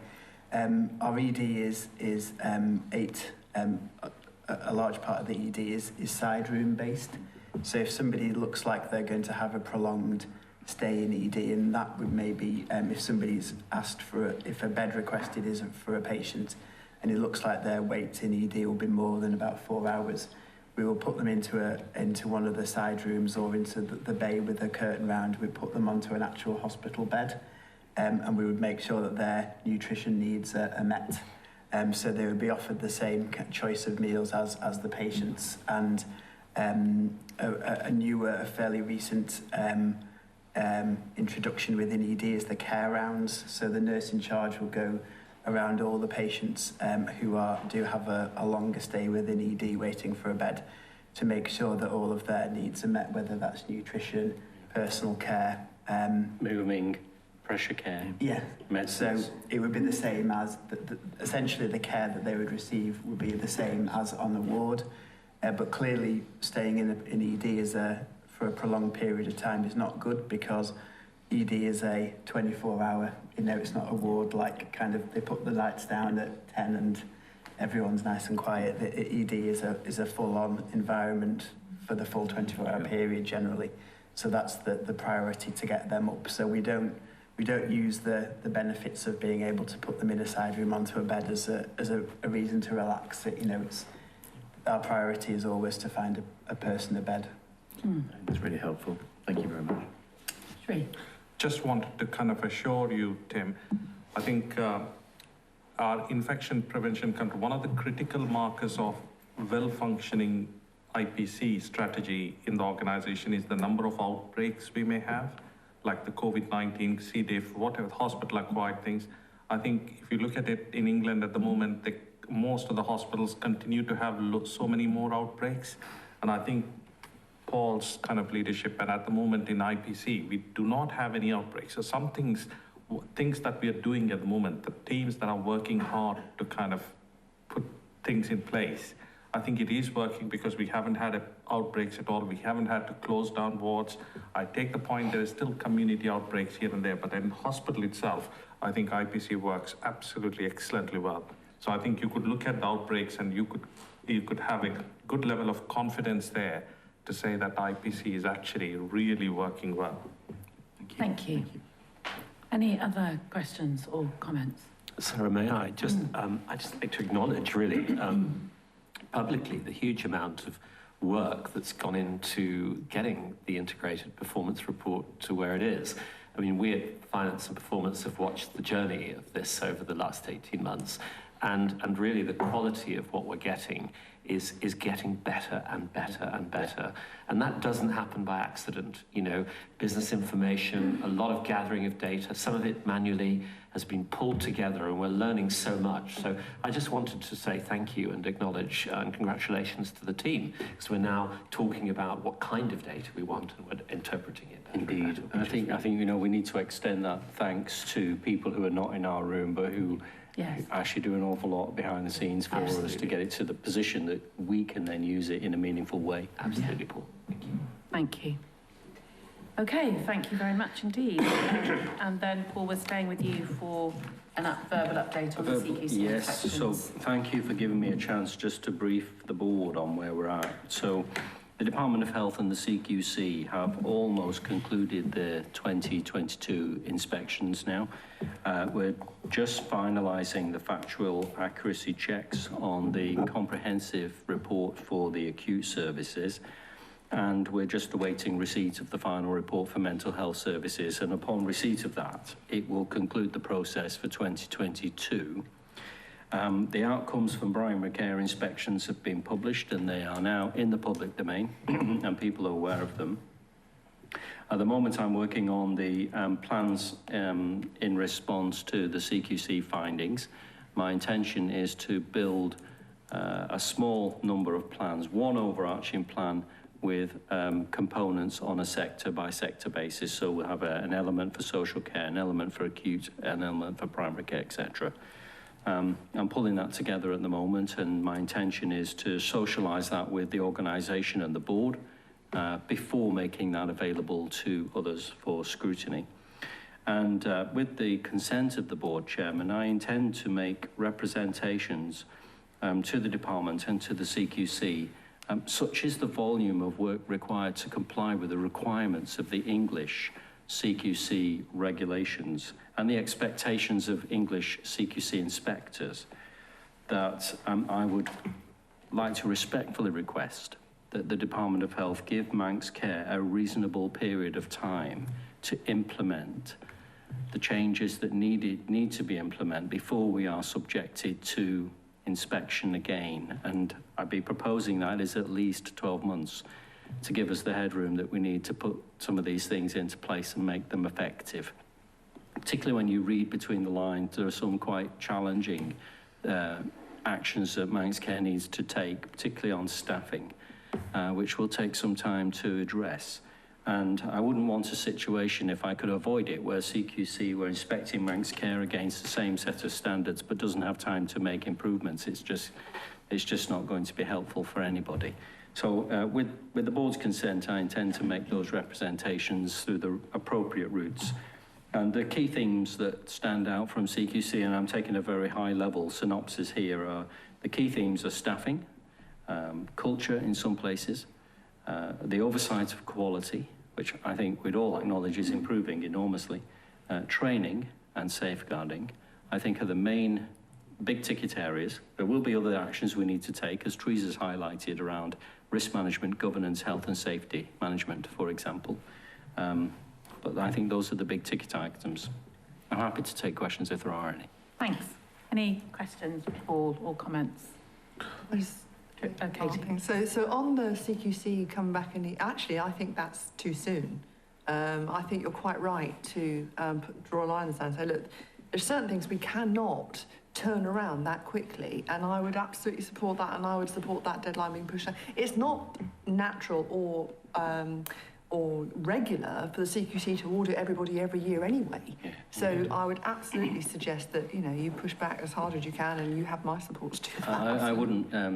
I wouldn't want a situation where we were having to go through a process of another 98 inspections in 2023. No, absolutely. I just think we've been subjected to... You know, and that we have to focus to fix things and then be confident in our ability to defend what we've done, you know. So exactly. I think I would absolutely agree with that. Thank you. Yeah, I was going to say, I think it should be more than 12 months' time. I'm happy to take that forward. Yeah, sure. Oh, sorry. Oh, sorry. Nigel and then Andy. Thanks, Sarah. Yes, if I may, Paul, I think it's very important in your representations as well to, whenever you have an inspection, to make sure that it is fit for purpose in our terms, in that we are an 85,000 population island. You know, we are not the UK, and I go on about this, and I'm sorry, I make no apology for it, but we are not the UK. We are different, and we need to spend our time on designing our service for what we want, not to meet a mantra that is levelled out by CQC. Yeah, and I think that's very important. That's not distracting from the issues that we need to deal with, but it's making them appropriate for us. I completely agree, and in some respects, I think we're better than our counterparts in the UK. We're faring better because we're an island, because we have a population that we have. But in some other respects, the solutions to the problems are much harder because we don't have that capacity to draw on that might otherwise exist in the UK. And, you know, I hope to have a positive dialogue with the department and CQC on how I might encourage them to move away from an absolute position, which is the way they draft their reports, is pass or fail, and perhaps to understand context, the risk more directly, and put things into perspective within an island context, which I think would be much more helpful to the public in evaluating the quality of care. Thank you. Andy. Thanks, Sarah. The point I wanted to make was is sort of a little bit like Nigel. So undoubtedly, some of the things that CQC inspections raise have a cost, and we don't necessarily understand the cost at this particular time. And where they're not effectively changes to BAU, which we should expect to absorb, we would then need to seek support from the department. So I think it's important that the department then says whether it is prepared to tolerate additional risk and state that, so that on re-inspection, there is a menu which says, under this particular heading, the department is prepared to tolerate more risk, so therefore you should inspect against this rather than against the UK standard, which we know we can't possibly meet because the cost is outside the envelope for the whole island. Yeah. And I think we need to be that specific if we go back by the department. And I think you make an excellent point. And the two things that stand out for me in that regard is an expectation that the Isle of Man is going to comply with NICE, because the English inspectors, that's precisely what they apply, and all the recommendations from Royal Colleges that affect how we do care. And if, there will need to be a great deal of thought given to what is achievable and proportionate and within the context of the Isle of Man circumstances in evaluating compliance. It's not black and white as it appears to be for CQC. But also the same is true with staffing. We have challenges with staffing. The CQC are very critical in their reports. Almost every report that I've read, they say the service is not always safe because you don't always have the right staff. Now, we've been very open and very honest that we have got some staffing challenges. We've also set out very clearly to the CQC what we're doing about that problem. And yet it doesn't feature in their thinking and their analysis. And I would like to see a bit more of an acknowledgement of the work that is taking place on island from multi-agencies to just acknowledge that we are doing something about it. Because I think it sends a message to patients that it's not true and it's not realistic. It indicates risk. And again, if you look at our performance report on the safe care domain, we're doing very well in spite of very difficult circumstances. But it's not good enough for the CQC, and I just think there needs to be some context with all of that. Well, maybe then I could have put it a slightly different way, which is that the department and the public expect us to state what risks we will tolerate, for instance, in Bath. Yeah. But I don't think that's necessarily reflected by the department. We should respectfully request that they do the same in terms of the outward-facing part to the public and to CQC, so that there is no doubt about what we will be measured against, and where that degree of tolerance exists. Yeah. Yeah, okay. That would be helpful, actually. Teresa, do you want to comment? So I think those are really, really important points, aren't they? And we've had discussions, I think it was in the exec team last week, because we now are at a point, I think, with the sort of the CQC, sort of continuation of transformation, the financial position going into next year, of really needing to, as a board, understand our risk appetite.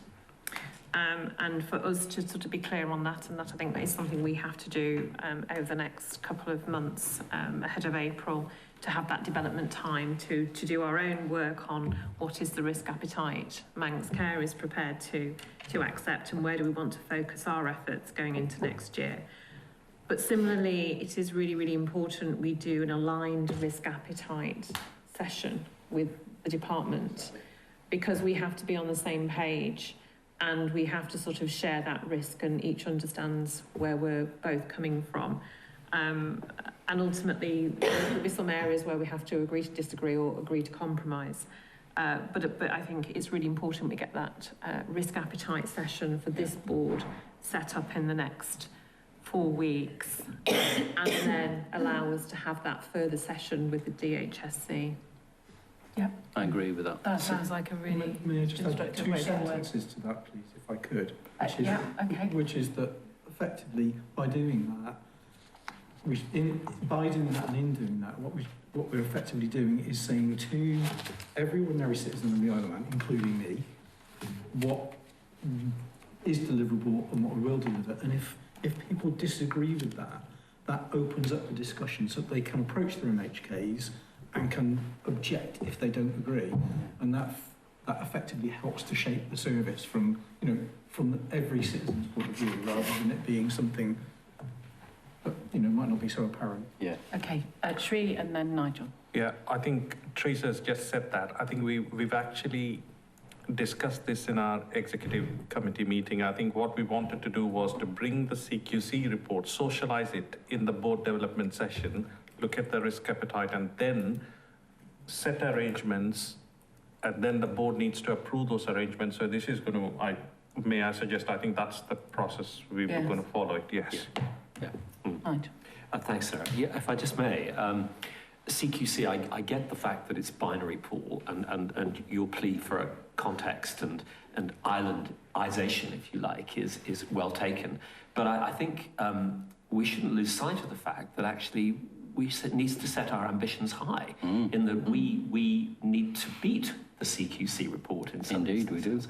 Why should we accept their standards? We can possibly do better. Yeah. And indeed, what you're putting around the risk management may lead us to doing better than CQC are actually requiring of us. And I think we shouldn't lose sight of that. No, I want to just acknowledge that, actually, and you know I make no apologies for the fact that I have high ambitions for the quality and safety of care on the island. And from my point of view, the basic requirements of CQC are just that. Yeah.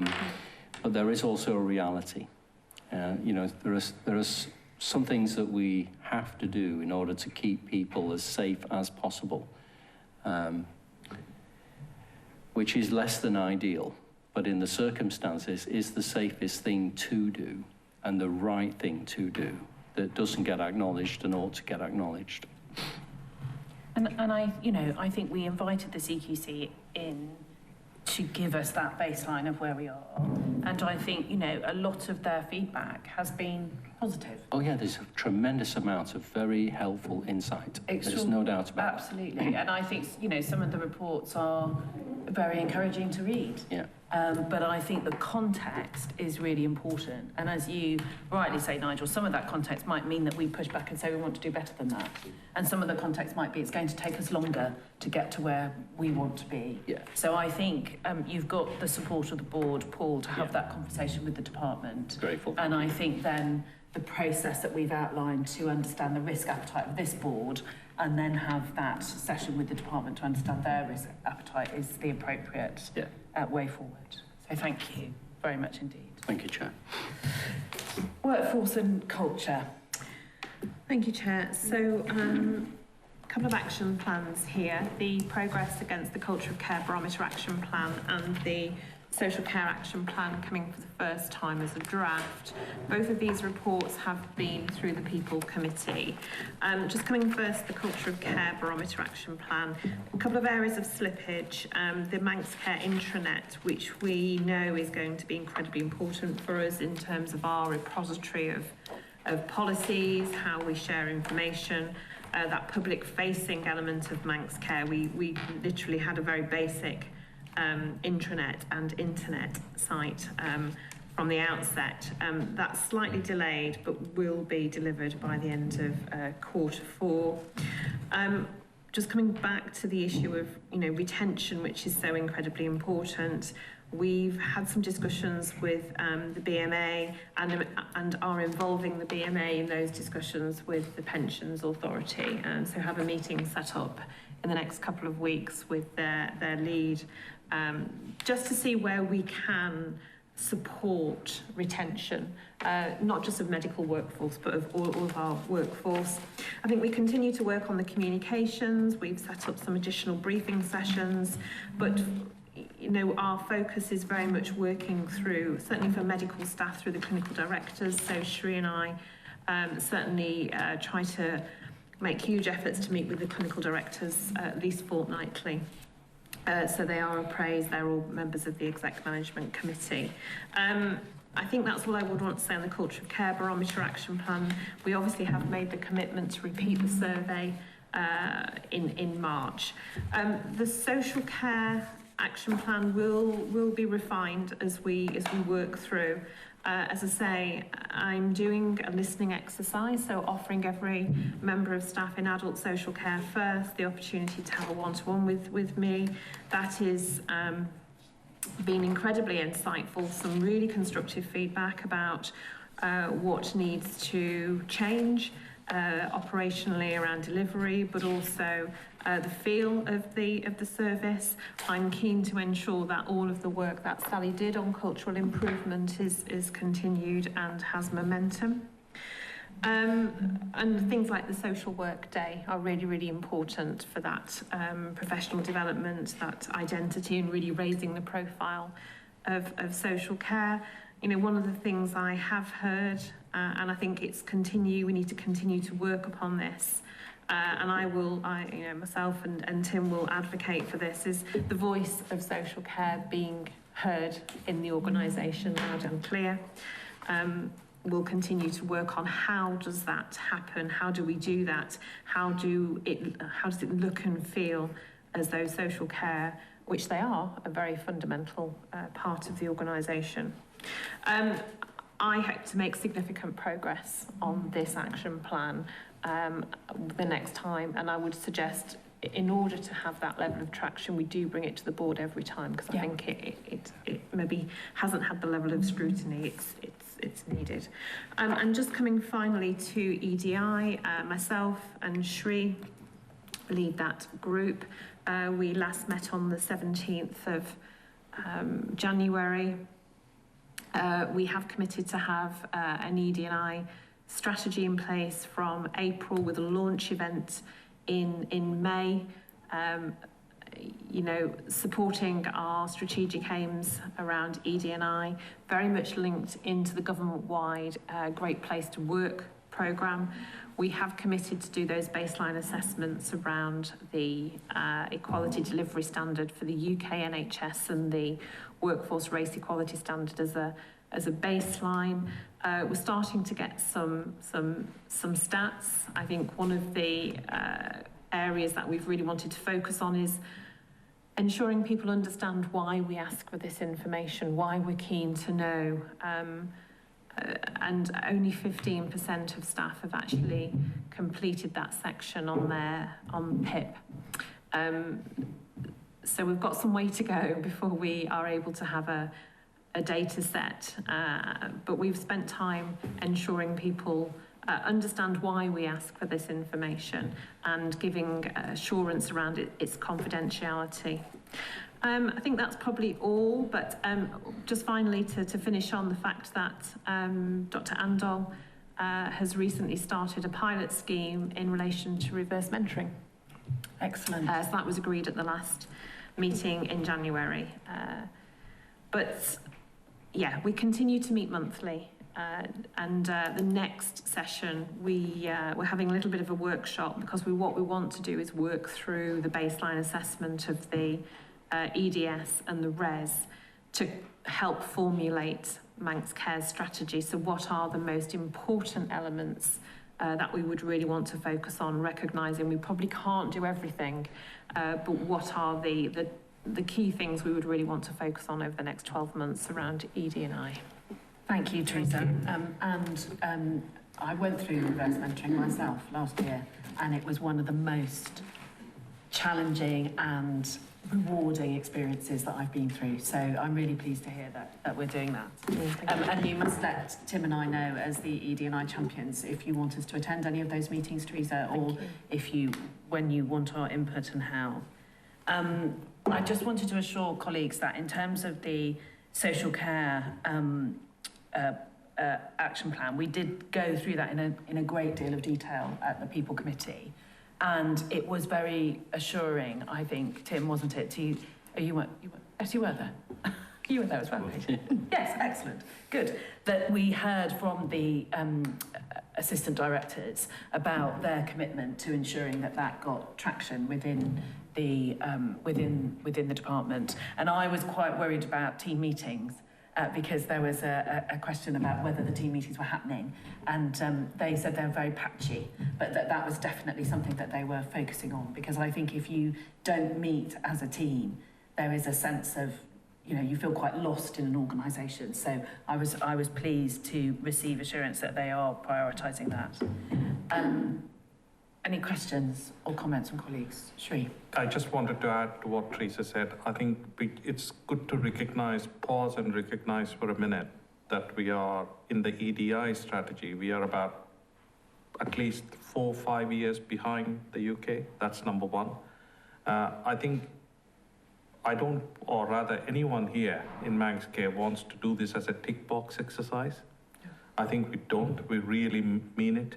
Which also means that people are looking forward to or seeing how we actually implement this. Do we really mean it? It needs a bit of a resourcing. The workforce and culture team should take it seriously, and we need to approach the initial it's a forming stages of the EDI kind of team. We needs to make it be very serious about it and committed. Otherwise, what it would know is people will know that it is just a paper exercise and it will not really mean much. So I think it's just a couple of caution without the right resources and without the right time. And I think it's great that Teresa has taken the lead on it, but I think the constraints and time, it means that the pace at which we would want to roll this over may not be possible all the times. Okay, thank you. Katie, then Tim. Just on the subject of self-declaration, excuse me, in PIP, I wonder whether the establishment of staff networks would help with that. So rather than, excuse me, I'm a bit cross. Rather than looking for individuals to declare their protected characteristics, maybe we start a network, say, of overseas nurses or what have you. And then as a group come together, they start to feel more confident about the ability to be supported, and then they're more happy to declare in PIP. So I wonder whether that's the way around we go. So. I think definitely, and we talked this time about, you know, we really need to get those network groups going, and they're so incredibly important. Yeah. And which ones are we really going to sort of support and move forward with? We've obviously just put out for EDI champions, so a bit of a role description and a post has gone out to sort of try and encourage people to get involved in this, and hopefully that will help that network piece come through. Yes. But yeah. Excellent. Tim. Yes, two things. I think absolutely right on the network groups, and of course that ties into, in part, our lack of an intranet, and you know, to be able to have an intranet where that can be serviced is really important. Yeah. I was just going to ask for assurance and a bit of a challenge. I'm assuming that everybody on the board has completed that section of PIP. And it would be good to have assurance from whoever it is necessary to have assurance from that there are no board members who have not completed that part of PIP. So I don't know that I can give you assurance that I have completed that part of PIP, but it was on my mind when we were discussing it, really that I think we should Yes. all be able to say at the next board meeting that we have completed that part on PIP. Thank you for bringing that up. It does mean I'm not going to work out how to get onto it, but help is available. yes, you're quite right. And I also think, and we've spoken about this before, haven't we, about what else can we do collectively as a board, whether that's around training and development, and I think this falls into our board development programme, to lead by example and to be very visibly seen to be leading by example. Because I think, you know, that confidence piece, Katie, absolutely, the networks are vital. Yeah. And I've seen, you know, when I was on the Health and Safety Executive board, they came to one of the board meetings, and it was absolutely fantastic to hear about the efforts that were being made to move things forwards, but also be really challenged on some of the real issues and challenges that they had. And, you know, we changed policy because of the feedback from some of those networks, which was around needing to have a certain standard of degree to become Her Majesty's Inspector within the HSE, which was clearly racially discriminating against some of our colleagues who've been working within the HSE for a very long time as assistants to inspectors, had all the experience, but couldn't get over the line because of their degree standard. And so we enabled that to happen. So I think they are really, really important. And it's good to hear that that's progressing. Any other comments on any of the... Sarah, could we put back on the agenda, please, as well, our visibility in the service? Yes. I think it's very important. I mean, you know, obviously we don't want to be dropping into departments unannounced, nor do we want to be making sort of high-handed royal visits, but I think our availability and possibly to visit various services, certainly some of the things you and I have done, Peel, etc., have been really, really helpful, and chatting to folk. I think if we could put that back on the agenda for our public meetings, that would be great. And we did, in the past, we have talked about safety walkarounds, haven't we? So perhaps part of that board development discussion can be around that. Elaine and I can take that up in the first instance. Just a challenge for the board itself. I don't know whether we are culturally in that place where we can actually start signing our names with pronouns. Are we in that place as yet? the Manx Care Board? I as would yet? be very And that's comfortable with that. something to Very think much. through. Yep. So put on our email signatures our preferred pronouns. I'd support that. Thank you. Okay, update on pay negotiations. I'm going to hand over to Anne because I think Anne's got the latest. Yeah, well, I think the very little change from the last time we spoke, in that we're waiting for formal notification from the unions that have stated they are considering industrial action. The Royal College of Podiatry did inform us of that, and their ballot is due to close tomorrow, so we might have a result from them. That's one of the smaller unions. I don't think that's going to affect any of the essential services. Thank you. Any questions? Anything to add? No, I just think it's, I think on the positive, we've managed to progress the partnership working despite the difficulties we've had over long and protracted pay negotiations. Clearly, the position from the BMA is they have rejected the 6% offer. But again, I think we've had constructive discussions with the BMA about how we could mitigate that in some way. I'm not quite sure. We've got to take that away and look at it, and we've committed to go back to the BMA for the next, ahead of the next meeting in the middle of February, with potential some options. But, the retention discussion and the matters around pension play into that quite heavily. And again, just, as we move into finance, and next year is going to be no less challenging. So we do need to sort of draw a line under this year and then very much get our heads in the space of what does next year look like for a pay award. Because clearly it's going to be no less challenging. In fact, it's probably going to be more challenging than the last 2 years, where we haven't managed to get consensus across all staff groups. Indeed. Thank you. Jackie, to you now for the finance report. Thank you. So you'll have the full detailed management accounts in your packs, but I just wanted to pull out a couple of headlines. So the forecast position for this month to the year end is improved significantly since last month. So currently the operational overspend position is 4.6 million overspend, which is a 4.2 million improvement on last month's position. That's primarily as a result of the confirmation of various funding from the DHSC Reserve Fund that's allowed us to make that offset. We remain confident that we are likely to achieve balance in this financial year. So in order to bridge that gap, we've got a range of mitigations from additional SIP to use of the DHSC Reserve Fund. So we're monitoring that very, very closely. We're also monitoring the costs as they come in and trying to do as much as we can to make sure that we've captured, I won't say worst case scenario, but as prudent a position as we possibly can. Obviously, it's 6 weeks now, roughly 7 weeks to the end of the financial year. So our ability to absorb any shocks at this point, any sizable shocks at this point, is incredibly limited. So whilst we have a plan and we have confidence in that plan, there still exists certain risks within that if there's anything that comes up and surprises us between now and the end of the year.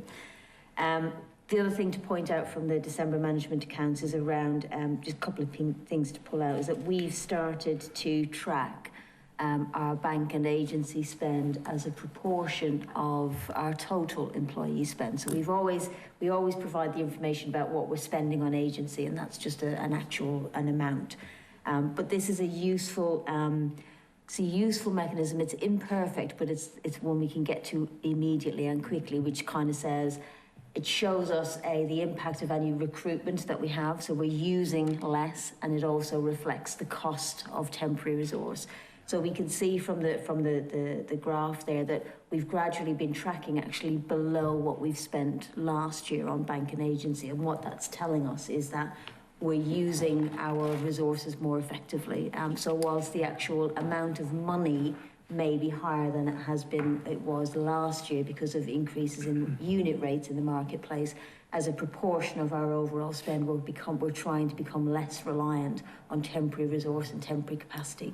Yeah. So we can see in December it's come up slightly, and we would expect that because of the pressures that we've talked about in the system has meant we've had to rely a little bit more.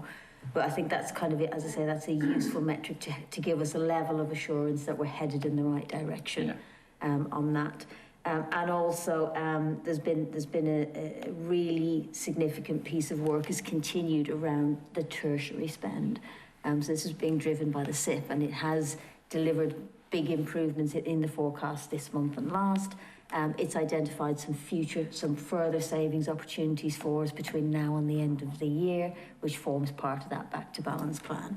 But what it's really done is it's taken the data that's been there, but we haven't really been able to access it and utilise it in a meaningful way, created some modelling around that, and that's highlighted very quickly some really big opportunities for us in the hundreds of thousands.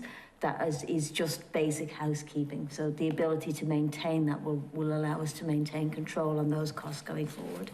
It's also allowed us to get a better understanding of what proportion of that spend is what we would call specialised, highly specialised, high-cost patients. So we can start to identify that cohort and help the conversation with the department about creating a separate funding stream, because that can be quite volatile. It also allows us to track individual users who have very high costs associated with them, to make sure that they're on the appropriate pathways. Is tertiary the right place for them? Can we accommodate it on Ireland? So it's giving us a level of detail and visibility that I think is reassuring in terms of the ability to control and monitor that spend, not just from a spend and a finance point of view, but understanding what the pathways are and making sure that they are appropriate, and they might be, but where they're most appropriately done. In terms of the SIP, we have exceeded our original SIP target of 4.3 million, so we've achieved 5 million of SIP savings so far this year, and we're on target to deliver the 7.1 million of SIP savings to the end of the year. So the investment of the additional resource from MIAA that was agreed with the Department and Treasury a number of months ago has really borne fruit. And I think if we were simply to look at the fruit that's been borne in the tertiary area with the MIAA support that's been done, that in itself has paid for the whole thing. So it's allowed us to deliver it in excess this year, but also it's allowed us to be able to see that into next year there are further opportunities in excess of our SIP target. That gives us some leeway in terms of some of those pressures for next year. In terms of the individual SIP performances, we did flag previously that we were a little bit concerned around performance in secondary care meds. We've been able to put some additional PMO support into that area, and as we suspected, the problem was a lack of reporting rather than a lack of delivery. So that's really good, but now again, there's more support in that area to help further develop those plans. And that reassignment of PMO support across the SIP work streams is already, we're seeing the benefit of that. So we remain cautiously optimistic about this year. As we've referenced a number of times today, certainly the outlook for next year is equally challenging, if not more so, than we found ourselves in this year. So we've been given an additional £20 million of funding for next year, which is a not insignificant amount of money.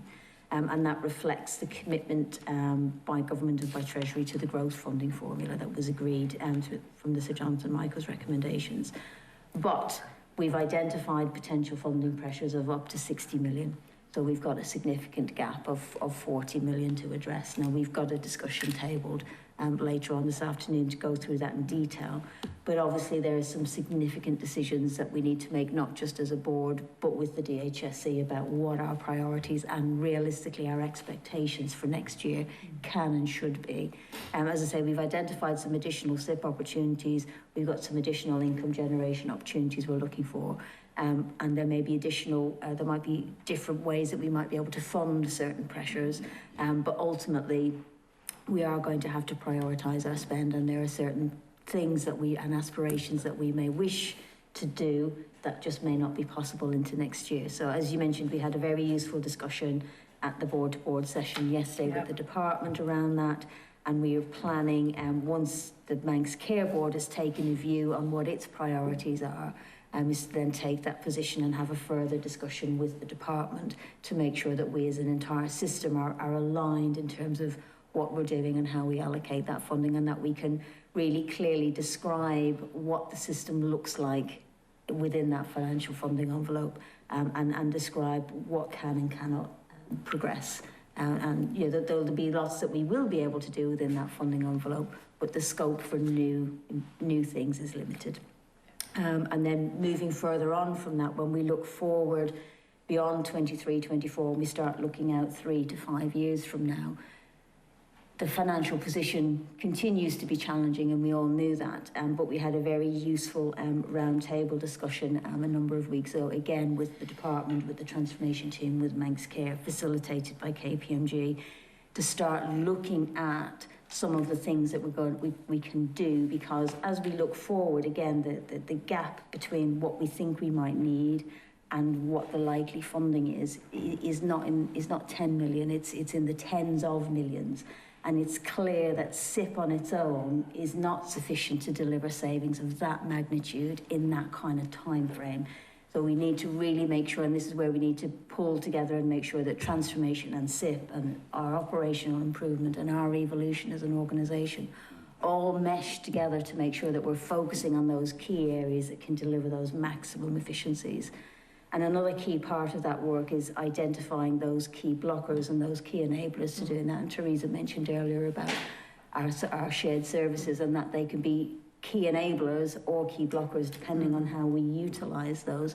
So it's really important for us to understand where the levers are and who has control over those levers. So there'll be things that Manx Care can do up by itself. There'll be things that the department will need to do. There'll be things that will require a cross-government approach and cooperation. So getting a really clear picture on all of that, I think, will help us to drive that integrated system working across the piece to make sure that we get those the big efficiencies out that will really allow us that future financial sustainability.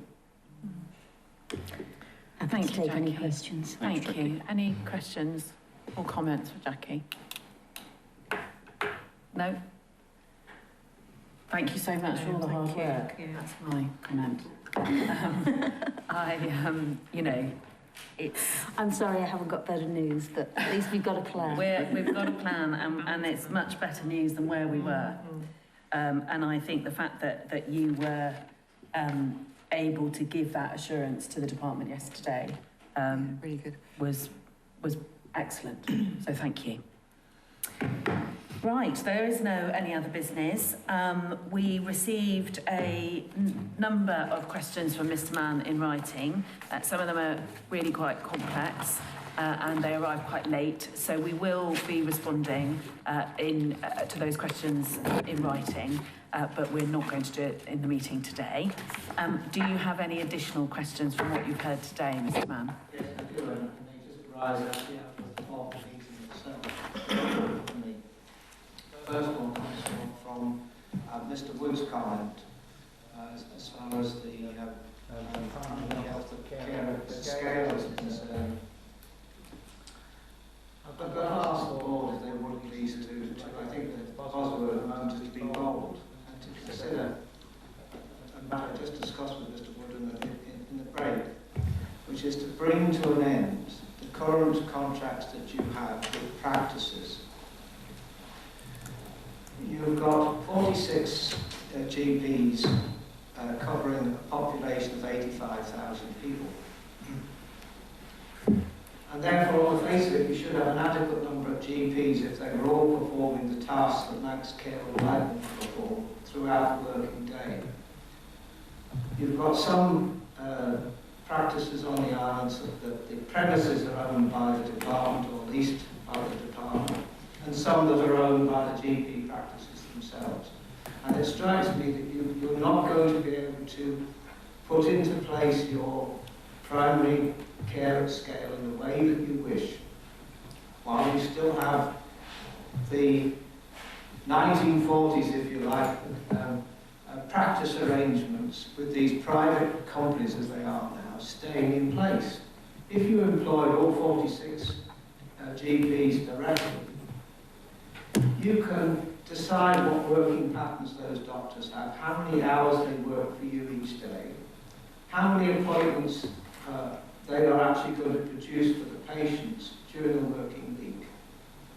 And without putting too fine a point on it, when you move from one doctor's practice to another, as I've done, you move from a privately owned one, where facilities are basic to say the least, and I would suggest not capable of producing what you're going to want in the future, to one that government has bought and paid for, there's a world of difference. And you're going to achieve what you want if you're bold enough to say, you know, it's no good trying to make a new car out of a scrap car. You've got to be bold enough now to say you want the new car, you want the primary healthcare at scale, and for that you've got to make the bold changes that are necessary to do. If you carry on as you are, in 10 years' time we'll still be in a mess with our GP services, and still apparently being short of GPs. I would suggest you're not short of GPs, just that if you walk around to the doctor's surgeries at certain times of the day, you won't find all the GPs sitting in the surgery seeing their patients. Some are covering for each other, some are taking days off, and if you consider that the practice of a doctor has changed, they're not working on the weekends. So why should any GP be off in the week, not seeing their patients? They're working like, they should be working like everybody is around this table, putting in a full working day. Now, I'm not suggesting that some of them aren't. What I am suggesting is that Manx Care isn't getting the full value that they're paying per head, per doctor, across the full setup for patients in the Isle of Man. Now, if you take Valsala as your example, you're contemplating now, because of the shortfall there, in moving 700 patients elsewhere. You're going to, if you move those 700 patients elsewhere, you're going to collapse the steady positions in other GP practices around about when they have to take on those additional patients. In Ramsey, we're just about to have another huge development similar to the one in Valsala. You can't continue moving patients around just to suit how you've got the doctors at the moment. Thank you for your comment. I think what this board made very clear in our discussion is that we want to take this opportunity to be bold. And so, you know, I think we will look at what that looks like, and then we will bring that back to the department and work in partnership with them, as we agreed with them yesterday, to be bold, to do things differently, and to ensure that people of the Isle of Man are getting the correct level of care in primary care that they deserve. So thank you. And now the other point comes out of the pay position. You know, a happy workforce within health is a very important thing, and we've got an opportunity here for the Isle of Man. Why isn't that pay situation currently being settled by way of reaching an agreement with your workforce that you will pay whatever the settlement is in the UK? And in the interim period, so that we have happiness in our workforce, you make a good faith payment to your staff of a percentage of what you're obviously going to have to pay. You know what the inflation rate is, you know pretty nearly where you're going to be pitched as to what you're going to have to pay. Pay them something now, in good faith, on the basis of the fact that when the settlement is made in the UK, you're going to pay them that. Your happy workforce, you no longer need to have any further negotiations with them. They're going to be happy. They'll let their colleagues in the UK do the fighting for them. But if you make that good faith payment for them now, think how it looks to any new member of staff coming to apply for a job here. They're going to see the wages are settled. They're going to see they're not going to have to fight out. They have to fight in the UK. So I urge you again to be bold. There's an opportunity there. Instead of waiting for them to come to you each time, go to them and say, look, we'll pay. I don't know if Jack would like to pick that up from the financial side, but... So I guess just to answer that point, this board has taken a decision. So whilst the pay negotiations have been ongoing, we have already taken a decision at this board to pay people. So people are in receipt of 4%. And whilst those negotiations were going on, we have offered the 6%, which is in line with the budget we have received. I think there's an assumption there that our staff would happily settle for the UK pay deal, which we know they won't. So But, you know, I accept your points, but we have already paid a contribution to our staff of a pay award whilst negotiations have continued. Thank you. The usual way you break that impasse is to have a separate weighting for the Isle of Man, which takes account of the additional expenses of living here.